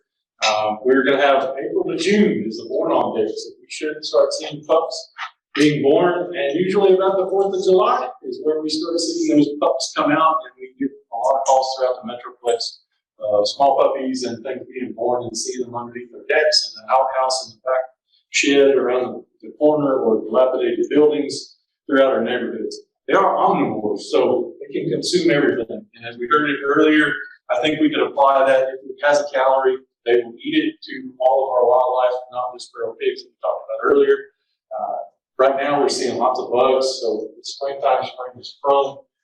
Underneath our street lights, we have June bugs. On our window screens at the house, underneath the porch light, we're seeing all those bugs. Those are calories for coyotes to consume, as well as our other wildlife, along with rats, mice, anything of our backyard poultry, feral cats, any of those other normal meat-based protein sources is also going to come in with our bird feed, our nuts, and mass-producing trees. They will consume those as well, along with any of our trash and garbage that will make it into a receptacle to leave it out for the folks to pick up in the garbage world, and they don't necessarily get there on a timely fashion. They will capitalize on that research. Most of our home ranges shrink down in the urban environment to a quarter to a half-mile home range radius. Now that's the home range that we see them predominantly living on. Doesn't necessarily mean that they won't roam a little bit further, but certainly that half-mile radius is usually where we're going to find them on any given day or night. Jump into another common one. I think we overlooked this little guy. We heard about the gray fox living up in the tree. Very common urban animal that we see a lot. 7 to 9 pounds, that little guy. Gray fox, February and March is breeding. So again, back the same with the coyotes. We're coming right out of breeding season, and we should be having pups about 53 days after they breed, 1 to 7 kids. And they are able to climb a tree. There are omnivores, so again, they're eating the small bugs and insects, looking for the rats and mice, and we'll capitalize on that bird seed just the same as our other carnivores will in our backyard environment. Certainly, bobcats kind of hit the top end too. We get lots of bobcat calls certain times of the year. Typical bobcat, and I wish I just had one yesterday evening from a resident up in Allen that was seeing just a beautiful bobcat hanging around and actually sitting on the window ledge of her house. 12 to 24 inches tall. So again, large cat as far as moderate sized cat. Anywhere between 14 and 40 pounds. Again, similar thing. February to March, we start seeing breeding. So those activities and sounds that we hear during that process are pretty common. 2 to 4 kittens. April through May is their typical born-on date. So we're getting pretty close. We should have some little kittens running around and getting calls and seeing that in the news about cats living underneath the deck and bobcat mamas bringing those babies out and looking to be seen in the world. How many of us have beavers running around in the Metroplex? Lots. We have to see that. Like they're a staple in North Texas. We are not running out of beavers. Again, 22 to 45 pounds. State records somewhere in that 80 to 90 pound. I think I have to go back and check. So 5 to 7 pups in that one. February to March is a typical breeding time. April, June, again, born-on dates. And they typically, the problem we see with them is restricting waterways with beaver things in most of our streams and tributaries throughout the Metroplex. Most often we're having infrastructure damage, so our retention ponds turn into detention ponds, and now we start having water flooding and issues in an urban environment that is not necessarily beneficial when we have West Nile or some of those other human-related diseases that we need to keep under wraps. They do consume trees during certain times of the year. Although summertime, they are grass eaters. They will come up and graze on the short grasses of the pond, and so we see less tree damage in the summer. Typically, in the winter is when we see those trees chewed down and consumed or damaged. We do have things in place for trees that we can wrap those trees with and protect them from those beavers so that the beavers can be beavers in that waterway. If there's just the tree damage is the only problem, and let them be beavers where we can. Surely we have a few raccoons running around that we get calls about and have seen, whether they're jumping off in a trash can, hanging out, running through the city parks, Again, 9 to 12 inches tall, 8 to 20 pounds. January to March, as far as our breeding, 65-day gestation, 2 to 6 in that group of young that they might have. So we should be seeing those midsummer and start to see them running around, mom, cruising around. Well, let's talk about possums. Everybody sees possums, right? They're everywhere. No? When's the last time we saw any running around? Anybody see them running? Go ahead. Last week? Last week, here in this facility or somewhere else? No. Well, What was he doing? at 8 o'clock in the morning, he was walking across the front of a building. Heading home from late night to work, working at the office late.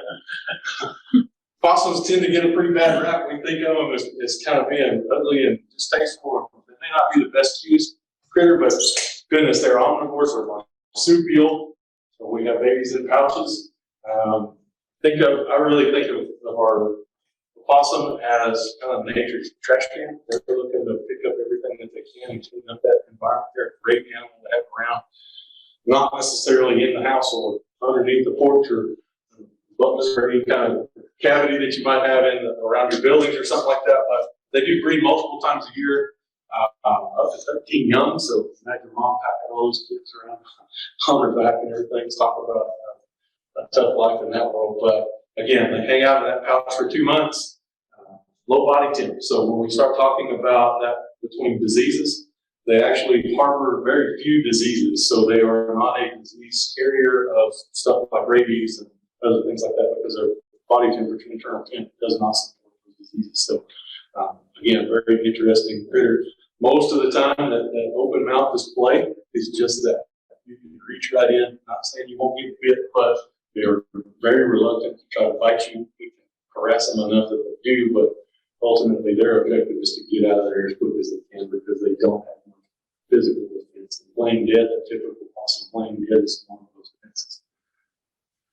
So, of course, we all smell these guys at this time of year, right? We're hanging out with skunks, 6 to 8 pounds, February to April, typical breeding season, May to June. So we're right at the cusp of some babies popping around. 2 to 8 kids, and little stink bombs should be rolling around, and everybody's seeing them here coming up. We have lots of flowers on the roads. We've got lots of normal springtime flowers going on. Of course, we've got skunks moving throughout. We saw some in the urban areas, pretty common. They are still the most predominant carrier of rabies in the state. So skunks still harbor a skunk form of rabies. And so most of our babies that are tested or urban areas and government entities do send those off for testing if they catch them and remove them. They are tested for rabies and they harbor the last strain of rabies that we have in the state, which is the skunk strain. So now this is pretty general. And again, all of those animals we just looked at, these are all the common foods. They all have a very similar. Those fruits, nuts, mice, rats, insects, grubs, your skunks and your possums and raccoons will be looking for some grubs in your yard. Our human refuse, and some of them are going to even take our pets. But when we start talking about pets and we think about outdoor feeding, wildlife feeding, again, leaving cat food and pet food outside, dog food outside tends to attract most of those smaller animals, and that's typically where we have a problem. So again, this is everything we see up here under locations is everything we've built into our urban environment. So we've actually built green spaces and wooded lots and fields and brush piles, and we're seeing all that within walking distance of our houses or in the parks that we cohabitate with all these guys. Most of them are bigger predators, the fox and coyote. Bobcats, they're edge predators. That means when we mow fields and there's brush lines, they like that brush line, that edge that is created right there, because they can hang out right there in the shade and watch animals coming and going. We may find them in barns, porches, goodness, drainage pipes. We've had culverts. Degrees as far as temperature. This weekend we're fixing to have 100-degree temp on a weekend, and that drainage pipe or that culvert's going to be 20 degrees cooler than outside ambient air temp. So where would you go if it's going to be dry? To hang out, obviously a new mom, and she's got 13 of those little possum babies hanging on her. Where does she want to go? She wants to go look for some air conditioner in a cool spot. So she's hitting a lot of these places, these drainage pipes and these culverts to find refuge. So certainly something to think of on where we might find them. So we do actually have a season on some of our burgers for harvest in the state of Texas. Recreational harvest can happen anytime on most of them as far as hunting or recreational harvest of those animals. When we start talking about fur bearing season, September 1, August 31st, on that annual recreation hunting is a year-round situation. When we take them as recreation, that means we're going to consume that resource and not sell it and keep it for resale. So this is personal consumption. When we get into commercial harvest, our nutria is September 1, August 31st, so it's an annual, all year long open season on our invasive nutria rat. Beavers have a fur season October 1, May 31st, and then most of the rest of those are November 1, March 31st for commercial resale. Some of them have no bag limit or possession limit. There is a fur bearing license that we need to have in order to do that through Texas Parks and Wildlife. And here's a real quick list of our fur bearing animals. Notice that our coyotes and bobcats are not classified as fur bearing animals, and so they're not subject to the fur bearing animal regulations. They fall into just a nuisance wildlife situation with Parks and Wildlife. But the bobcats do have a CITES tag. If you are going to take them and sell them, they do fall into a CITES tag, a national program. So most of our state laws, as far as how we're going to take those animals, again, some of this doesn't apply in our urban area because we have other ordinances and laws that preclude the use of firearms. But over the landscape, where possible, firearms, foothold traps, body grips, leopard or box traps. We do have dogs in the old school world of coon dogs. That was a viable option for the raccoons. Snares, lawful archery equipment, electronic handheld calls, artificial light, which means we're using spotlights and things like that to be out, and also falconry is a prerequisite for take. So here's a real quick rule on our state laws for trapping and removing. We'll go over some of those again. This is in the act of actively trapping and removing, especially the commercial standpoint. We have restrictions on where we can put those traps. In our urban areas, again, most of our cities have laws and ordinances against the trapping and the use of some of these traps, so check with your local city. And your ordinances may apply that may preclude you from using those. When we talk about animals like these as our nuisance wildlife, we have a nuisance fur bearing animal law that does apply, that allows that landowner to protect their resource and take that animal without the licensing needed. Again, that's the landowner, not a commercial vendor. When we get into that, there are laws and regulations that apply to that commercial vendor coming to help you with removal of that species. And some of those animals on that list fall into our rabies quarantine restriction. So that means the State Health Services restricts the movement of those animals for live release. So our coyotes, fox, raccoons, and skunks all fall into that world of restriction. We can't take that animal more than 10 miles or from the location or the edge of the city limits. For release, we have to have written landowner permission before we turn them loose. And we also have outlined who can actually trap and relocate those animals. So local state government officials or agents working into their behalf can also move. So those are some things to think about in our urban area. Real quick, just the links for urban work and trapping through Parks and Wildlife and all of your list of your rules and regs. Real quick for your review.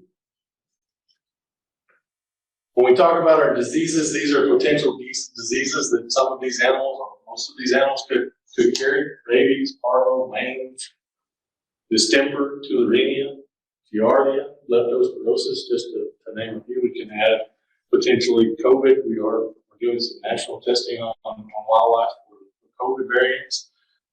We have avian high path bird flu that is current on the landscape right now that we are finding throughout the wildlife world and seeing first case in an owl here recently in Texas. So those are things that are all being sampled and potential carriers for diseases they may carry.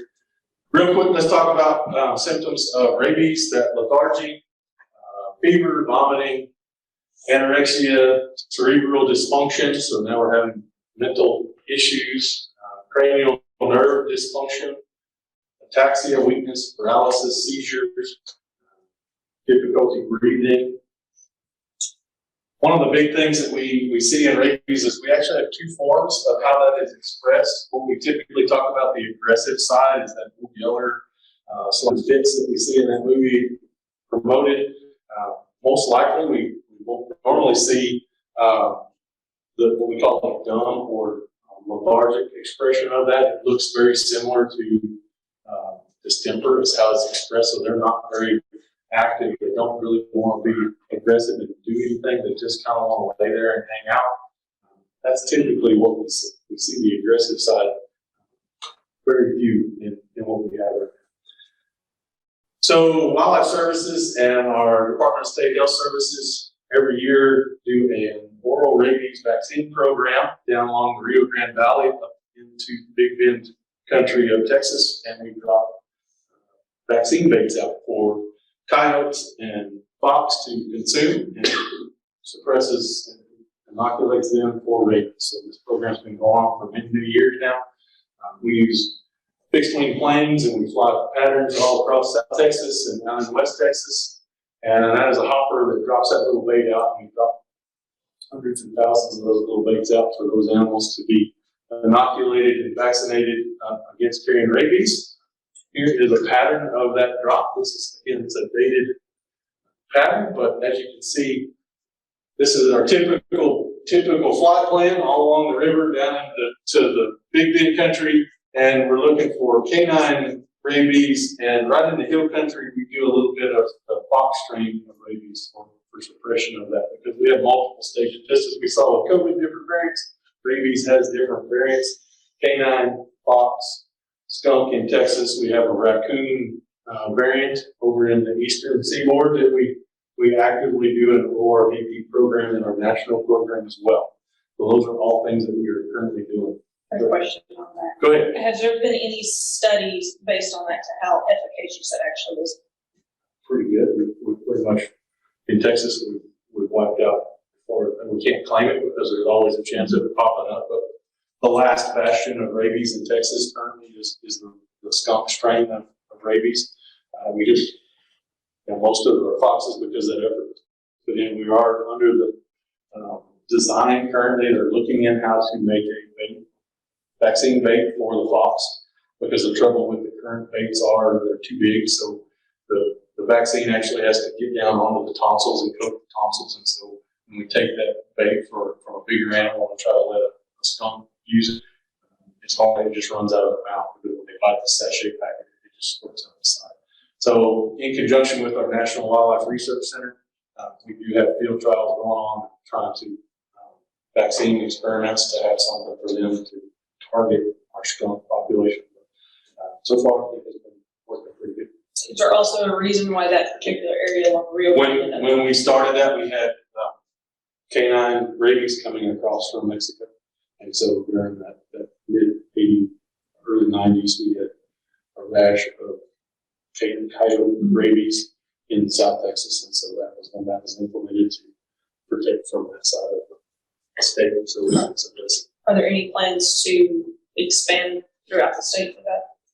Once again, skunk is our predominant resource and vector. So we have done some light testing on baits in the metropolitan areas. So eventually, once we have that bait, a viable vaccine sachet packet that will work for skunks, then there's a potential to drop them in metropolitan populated areas so that we can do a blanket treatment. A little bit about distemper real quick. Runny nose, watery eyes, thin. They start to lose a little bit of weight. they're debilitated, so they really can't move very well. They have that kind of wandering, aimless look in their face, and it's disoriented. It's typical. They get confused, I guess we would call that. They just really don't want to do much. Again, it's kind of like our common cold, and versus COVID symptoms, we start to see a lot of the similar symptoms across the board with all of these diseases. Again, leptospirosis, this is probably a more common one that we see throughout our wildlife community. Hogs also carry this and transmit it to our livestock as well. Fever, vomiting, abdominal pain, diarrhea, refuse to eat, severe weakness and depression, stiffness. Again, this is a litany of symptoms that we see across the board. Typically, as we heard earlier in Feral Hog Talk, we talk about PPE. So if we're going to handle wildlife, which I would tell you not to handle wildlife, keep from it, gloves, eye protection. We want our face shield if we're going to have direct contact. We're going to wash our hands regularly, right? Back to CDC guidelines on some of this that we've all went through the last few years. We're going to change our clothes, make sure we have long sleeve shirts and stuff like that. And also our pre-exposure vaccines for rabies, things like that. They're just good insurance to have if we're going to handle some of these wildlife. So let's talk real quick about our urban coyote management program, and how we would, as far as seeing coyotes in town and how citizens can work with their community leaders to implement an active management program. So this is Austin and Travis County, probably 15, 20 years ago at this point, had contracted with Texas Wildlife Services program to conduct an urban wildlife, urban coyote management program after a series of aggressive attacks on humans inside Austin. We reached an interlocal agreement with the county, and then the city of Austin came on board once those attacks came in. So the city of Austin, inside city limits, being the predominant target area. This is a real quick snap of some of the articles that were written during that time. As you can see in that 2001, 2003 timeframe, we had a lot of conversation with different news articles on the subject of urban coyotes and what should be done with it, how to approach it, how to move forward with it. So the objectives in any of those programs, again, is to identify and monitor our population of offending animals. So coyote threats to human and health safety. We use the 311 calling network that Austin had, and that's how we had the citizens call in and report their activity of the coyotes.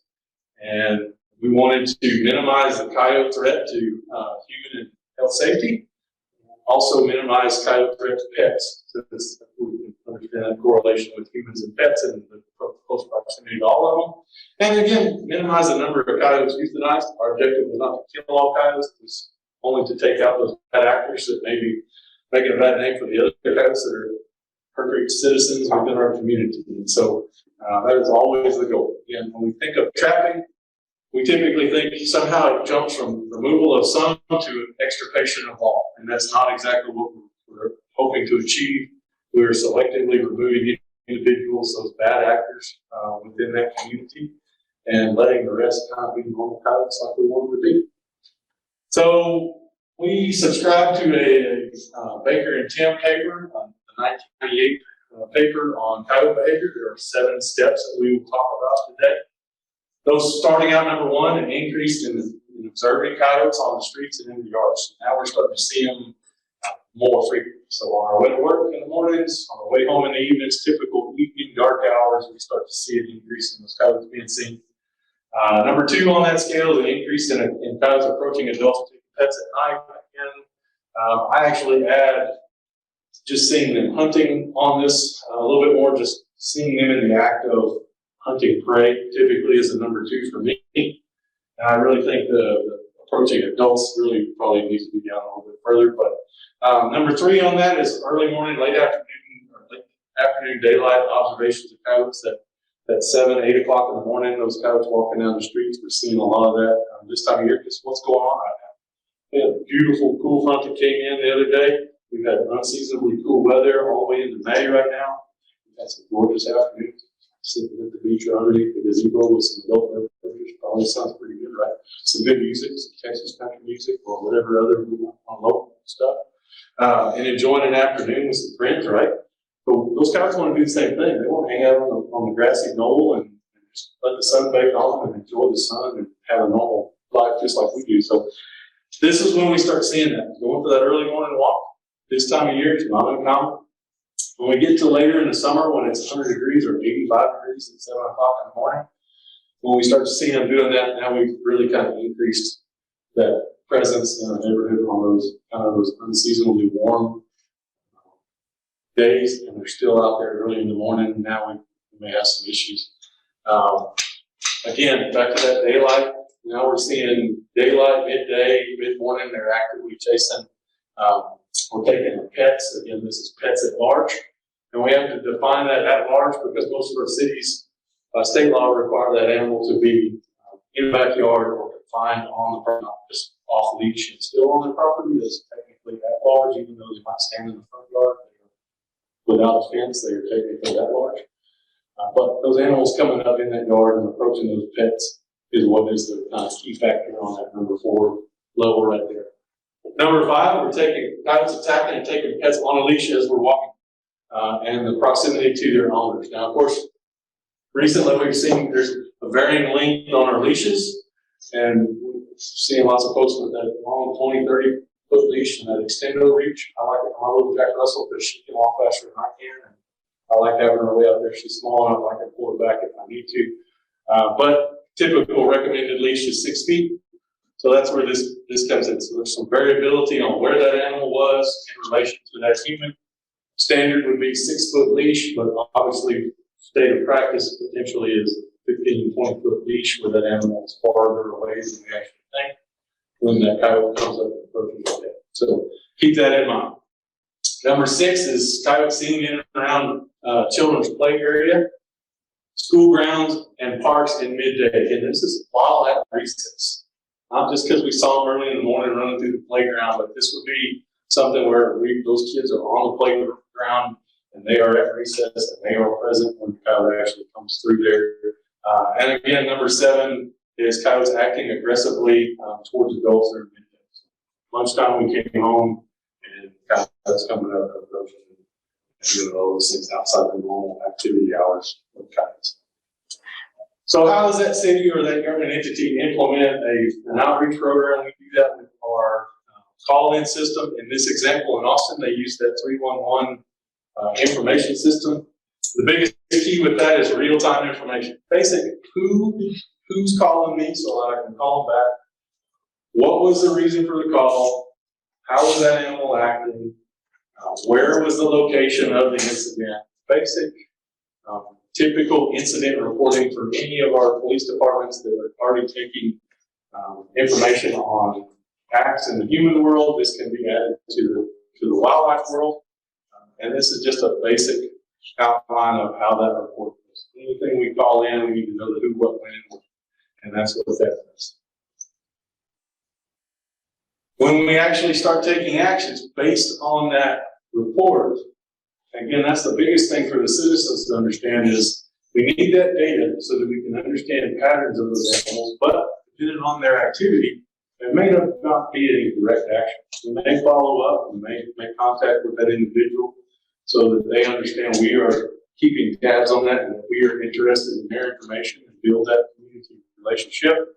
But if the score is below a 3, some of our cities may just decide we need to have technical assistance. So that's educating our public, educating that caller on ways that they can deter that coyote from approaching or continuing whatever activity it's doing, and potentially doing some educational programs within that area. Again, it's based on that coyote movement and what kind of actions that they are taking. When we get into that 4 and 7, that upper part of that scale, now we can start looking at threat control and removal of those bold and aggressive coyotes within that area so that we suppress that ability to have a contact with the human. And again, the score side of this, when we apply that to a city, this is their program. They can dictate when they want to start action. Again, this is the standard of practice. They're going to probably start at about that form when we start seeing bold action on pets. And moving forward through that scale, we want to start implementing that removal as quick as we can. So when we push this out to the public, they have to have buy-in on it too. So there are things that they can do, and these are well talked about. We see them on lots of literature. Don't feed coyotes and other wildlife. And when we say that, it's directly or indirectly, we don't want to feed them. But when we start talking about indirect, there's a host of things that we can do that are indirect. And we have to understand feeding that coyote indirectly still reinforces them being close to humans. So every time we sit down at the table as humans, what happens when we come home for Thanksgiving or Christmas if you come from a large family? When we all sit down at the table to eat, we're all nervous, right? And when we're talking, we're all kind of getting our stuff, and there's lots of ego going on, and there's just stress right there in that initial feeding process among humans, right? As we sit at the table and enjoy our meal and the celebration of whichever holiday we might be celebrating, as we get through that process, the further we go, the longer we stay, the endorphins drop, the stress drops, we all start slumping. Now we're having good emotions and good tidings while we're doing that endeavor. So every time we reward that dog for something, for that action, being close to humans, and getting into his uncomfortable zone, it reinforces that this is a good place to be, indirectly or directly. So having a tree, a nut-bearing tree within your yard that produces a fruit or mass is nut or fruit producing. Let's say we have oranges. In Florida, we have orange trees, like we have apple trees here, or pear trees here in North Texas. We have that pear tree and we let that fruit sit on the ground, and those animals come in. Not just the coyote, we get raccoons and possums and skunks, and then we get rats and mice, and we see birds showing up and consuming that fruit. And then that coyote starts showing up, and he starts either snacking on the fruit first, or he snacks on the mice. But each time he comes, he is reinforcing his comfort zone of this is a good place to be. I don't really want to leave because I've got food and it's a happy place. We're having fun. So that's an indirect description of how we create that animal that's habituated to people. And then when we leave in the morning, at 5 o'clock in the morning, groggy-eyed, we're sipping on that first few sips of coffee. It hasn't really kicked in yet. It's going to go on I-20, I-30. That coyote, and what we do, we run to the car, we jump in. We never have an interaction with that coyote. So what have we done? Human showed up. Human didn't hurt me. Human left. Pressure was off. So anytime we have that interaction, we need to reinforce our presence as the dominant presence and have an interaction with the coyote. Yell, scream, shout, make yourself look bigger, all the things we've heard in the last few days and throughout history on how to make yourself scare another animal. Right? But at some point, he's going to get used to not being afraid of even those big, loud noises, and we have to have an advanced harassment tool, which means now we're actually reaching out to touch him. We're adding distance ability to our harassment. Touch is a major component. So that's tennis balls, chucking those rotten fruits back at him that might be underneath that pear tree, and making sure he's moving when we start yelling and shooting. We're reinforcing our vocal noise and adding a touch component to it and a distance component. So those are kind of the biggest things. Our second one on here is eliminating a source of water. I drove over here today to Grand Prairie. How do we do that? Everybody's still watering their yard. We got a really good rain and all that runoffs in the ditches. We're talking all these animals can find water right in the gutter of most of our urban environments. So this one makes it a very big challenge to actually remove water as a source for our wildlife. And this is all wildlife, not necessarily coyotes, but making sure our bird feeders are in a location that we can keep them away from the coyotes in this case. Again, that bird feed on the ground attracts rats, mice, raccoons, possums, all the other animals we talked about at the beginning of this start showing up as well. So again, this is cumulative and it applies to other species. We need to make sure that our garbage is in a container that the coyotes can't get to. So as we take our garbage out, a lot of our cities still have put it on the curb. and we start seeing coyotes ripping those bags up and accessing that garbage. So that's a big one. That's something that the citizen can actually address with their local community. Let's move from trash on the curb to a container trash system where we can actually have it put in a receptacle so that we can tie that lid down. Make sure that lid's tied down. Raccoons have fingers, they lift lids, they pull trash out, and then that trash is on the ground. And if the raccoon wasn't a food source, we have rats and mice coming to it, and that they're alive, indirect feeding happens for the coyotes. Again, secure those garbage containers. If we're gonna feed pets, we're gonna feed them indoors, or at the bare minimum, when we actually feed them outside, we pick up that food and we don't leave it on the ground. After that, rats and mice and secondary feeders and secondary unintentional feeding going on there. But same with any of our feral cat or cat colonies. There are ways to feed those animals that are the proper ways. Check with your local animal control. They should be able to assist you with that on the proper way to feed those animals on the landscape. Making sure we trim up our hedges. That's a big one. We see hedges all the way to the ground. We want to lift them from the bottom up a few inches and separate the hedge from each other. We don't want long hedgerows where those animals can crawl in and seek refuge. They can lay in wait and ambush animals, whether that's rabbits and mice and all the other little bugs that are in those structures, but they can also potentially be waiting on us if they got to that aggression level. Again, big one. Let's don't leave our children unattended, right? Don't allow our pets to run free. Making sure they're always on a leash. I can't tell you how many times we take our dog to a non-dog park, and the first thing we do, what do? Let him off the leash, because that's why we went to the park, right? To let the dog run. And technically, that's not really what we want to do. The park's for everybody. Let's don't let our pets be a menace or potentially put them in harm's way, unbeknownst to us, and let's keep them all leashed. Again, back to that, let's discourage those coyotes. Let's don't let them be here. Let's have those interactions with those coyotes. Let's talk to those coyotes and tell them, hey, I'm the biggest dominant predator here. You need to leave my presence. Again, it's big energy. We want hands big, make ourselves look big, yell, scream, shout, air horns, noisemakers, whatever we need, clapperboards. There's a host of objects out there on the market that we can see. Again, the scare them away and use those tools.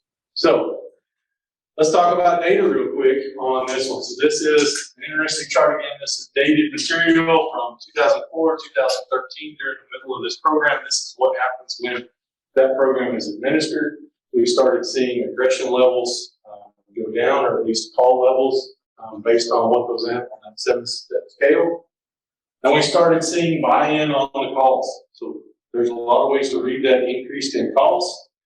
Some of it's seasonality, some of it is new construction, new growth within the city, old growth within the city where coyotes might move in and become more prevalent. So the big one on the calls, some of this is actually a longer running program. The more of society knows it's there, the more freely they call and let you know, hey, there's a problem over here, we need help. And so there is citizen buy-in on that, understanding that that program is working for them. It takes time for social buy-in into that program. But like I said, as you can see over the life of that program, we did reduce the actual aggression level within that area.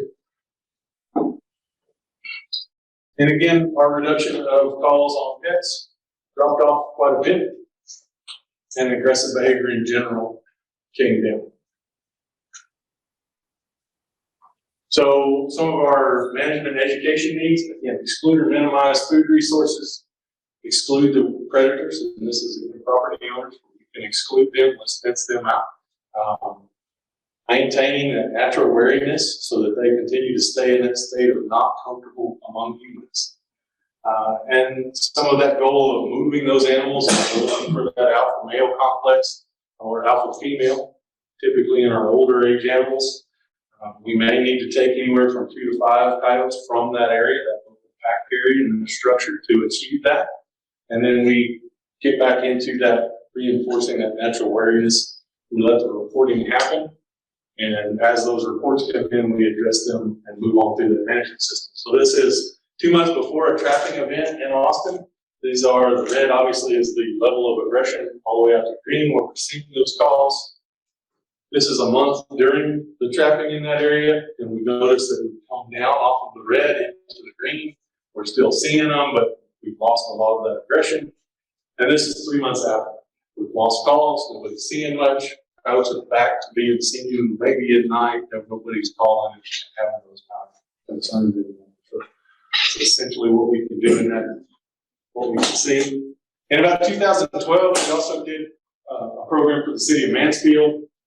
And we used the same model as Austin, pretty good model. When I was approached by Mansfield to do it, we started, just took a page out of Austin program and laid it on Mansfield, and we started with education. We did several education programs to the local community, talked to them about ways that they could move forward and things that we needed them to do to help all of this move forward. Again, we need us as a community, one city, one community, all the citizens working together with the government entities to move that mark forward. We set the standards for action. Again, like I said earlier, any one of those 7 steps can be a triggering event. We could trigger at number 1, or we could trigger at number 7. And each city entity picks their design where they want to start. City of Mansfield started right in the middle, and they started with the tax on pets. And specifically, they started with a tax on pets that were restrained, either on a leash with their person or in their property behind a fence or on a tether on the property, not in the front yard off leash, which by state law is technically still a pet park. So those animals, dogs in the backyards was a prime trigger for a trapping event. People walking their leash or sitting out on with an animal on a leash on their property was also that big triggering event. We used to call in to dispatch or the internet. We created an app, something similar that we created in Frisco when they had a problem a few years ago. We created with them that online app. What we found in Frisco is what we found in Mansfield, that most people still prefer to call and report and talk to somebody versus actually getting on an app and use it. We had some that got on the app and used it, but the vast majority still want to call and talk to somebody. So again, that reporting tool in place is key for the management to take off and really actually be able to use it. We also started relying in my world on Google Earth, because what could I see on Google Earth?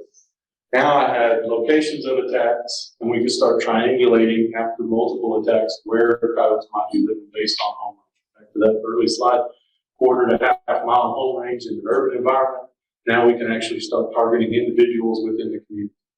So when this trapping started, once we had attacks confirmed on pets, we started trapping, short duration trapping cycle. Again, we used little traps on that.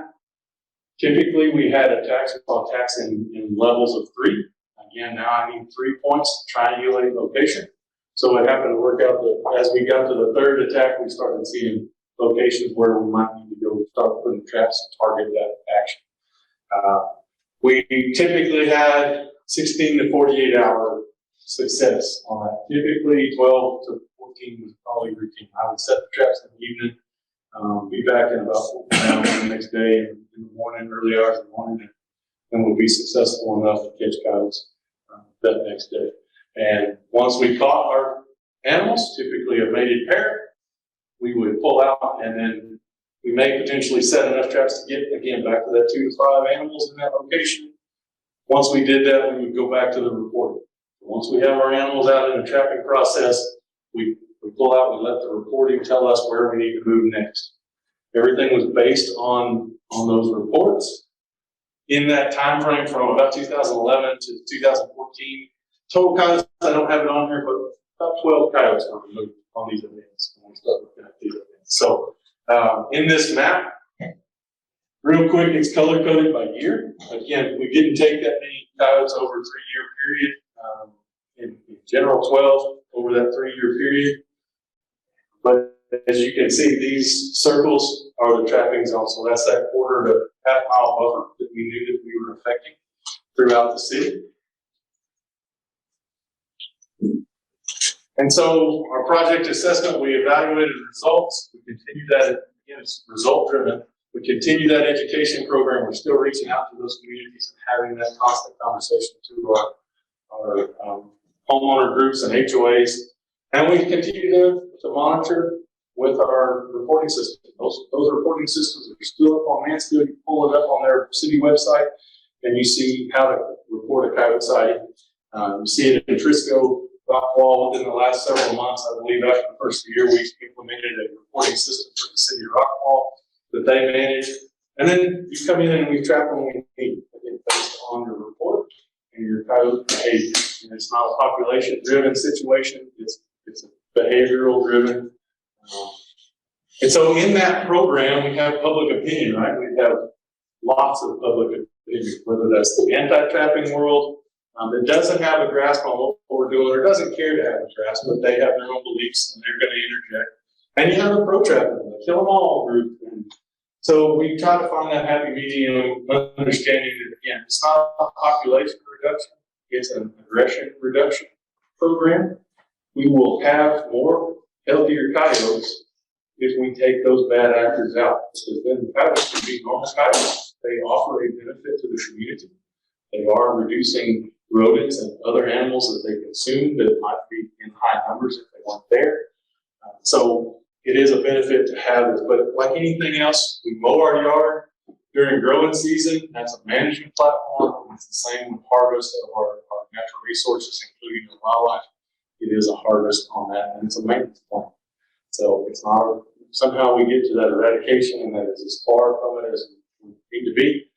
It is a management plan. We want that healthy population of urban coyotes, and we want them to be good citizens in our communities and be a player in that community as well. So, And I was gonna say this morning on the news, Dallas has set up a coyote hotline. right here, yeah, and recently, so it went out last night, I think about 10 o'clock last night, at 10 p.m. yesterday evening, it went out on the news as a hotline separate from their 311 call so that we could segregate that. And again, it's accurate reporting, and so we've had other things coming into 311 that we're potentially going to take away from the coyote because of the recent incident. I need real time right now. Time is of the essence so that we can see those patterns back in that community. And so we set it up with a separate avenue. At some point, the city, all of the plans that you see here certainly is potential to be adopted by the city of Dallas and move forward with. Once we finish our efforts there right now, they will have all of that information and have that in place if they choose to go with it so that they can make those changes in the future and help everybody out. So, any questions real quick for you folks right here or anybody online watching? Any questions that we can answer?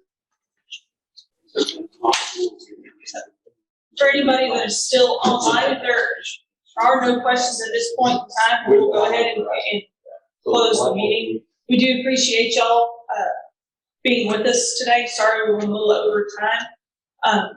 But thanks again, and see y'all at the next one.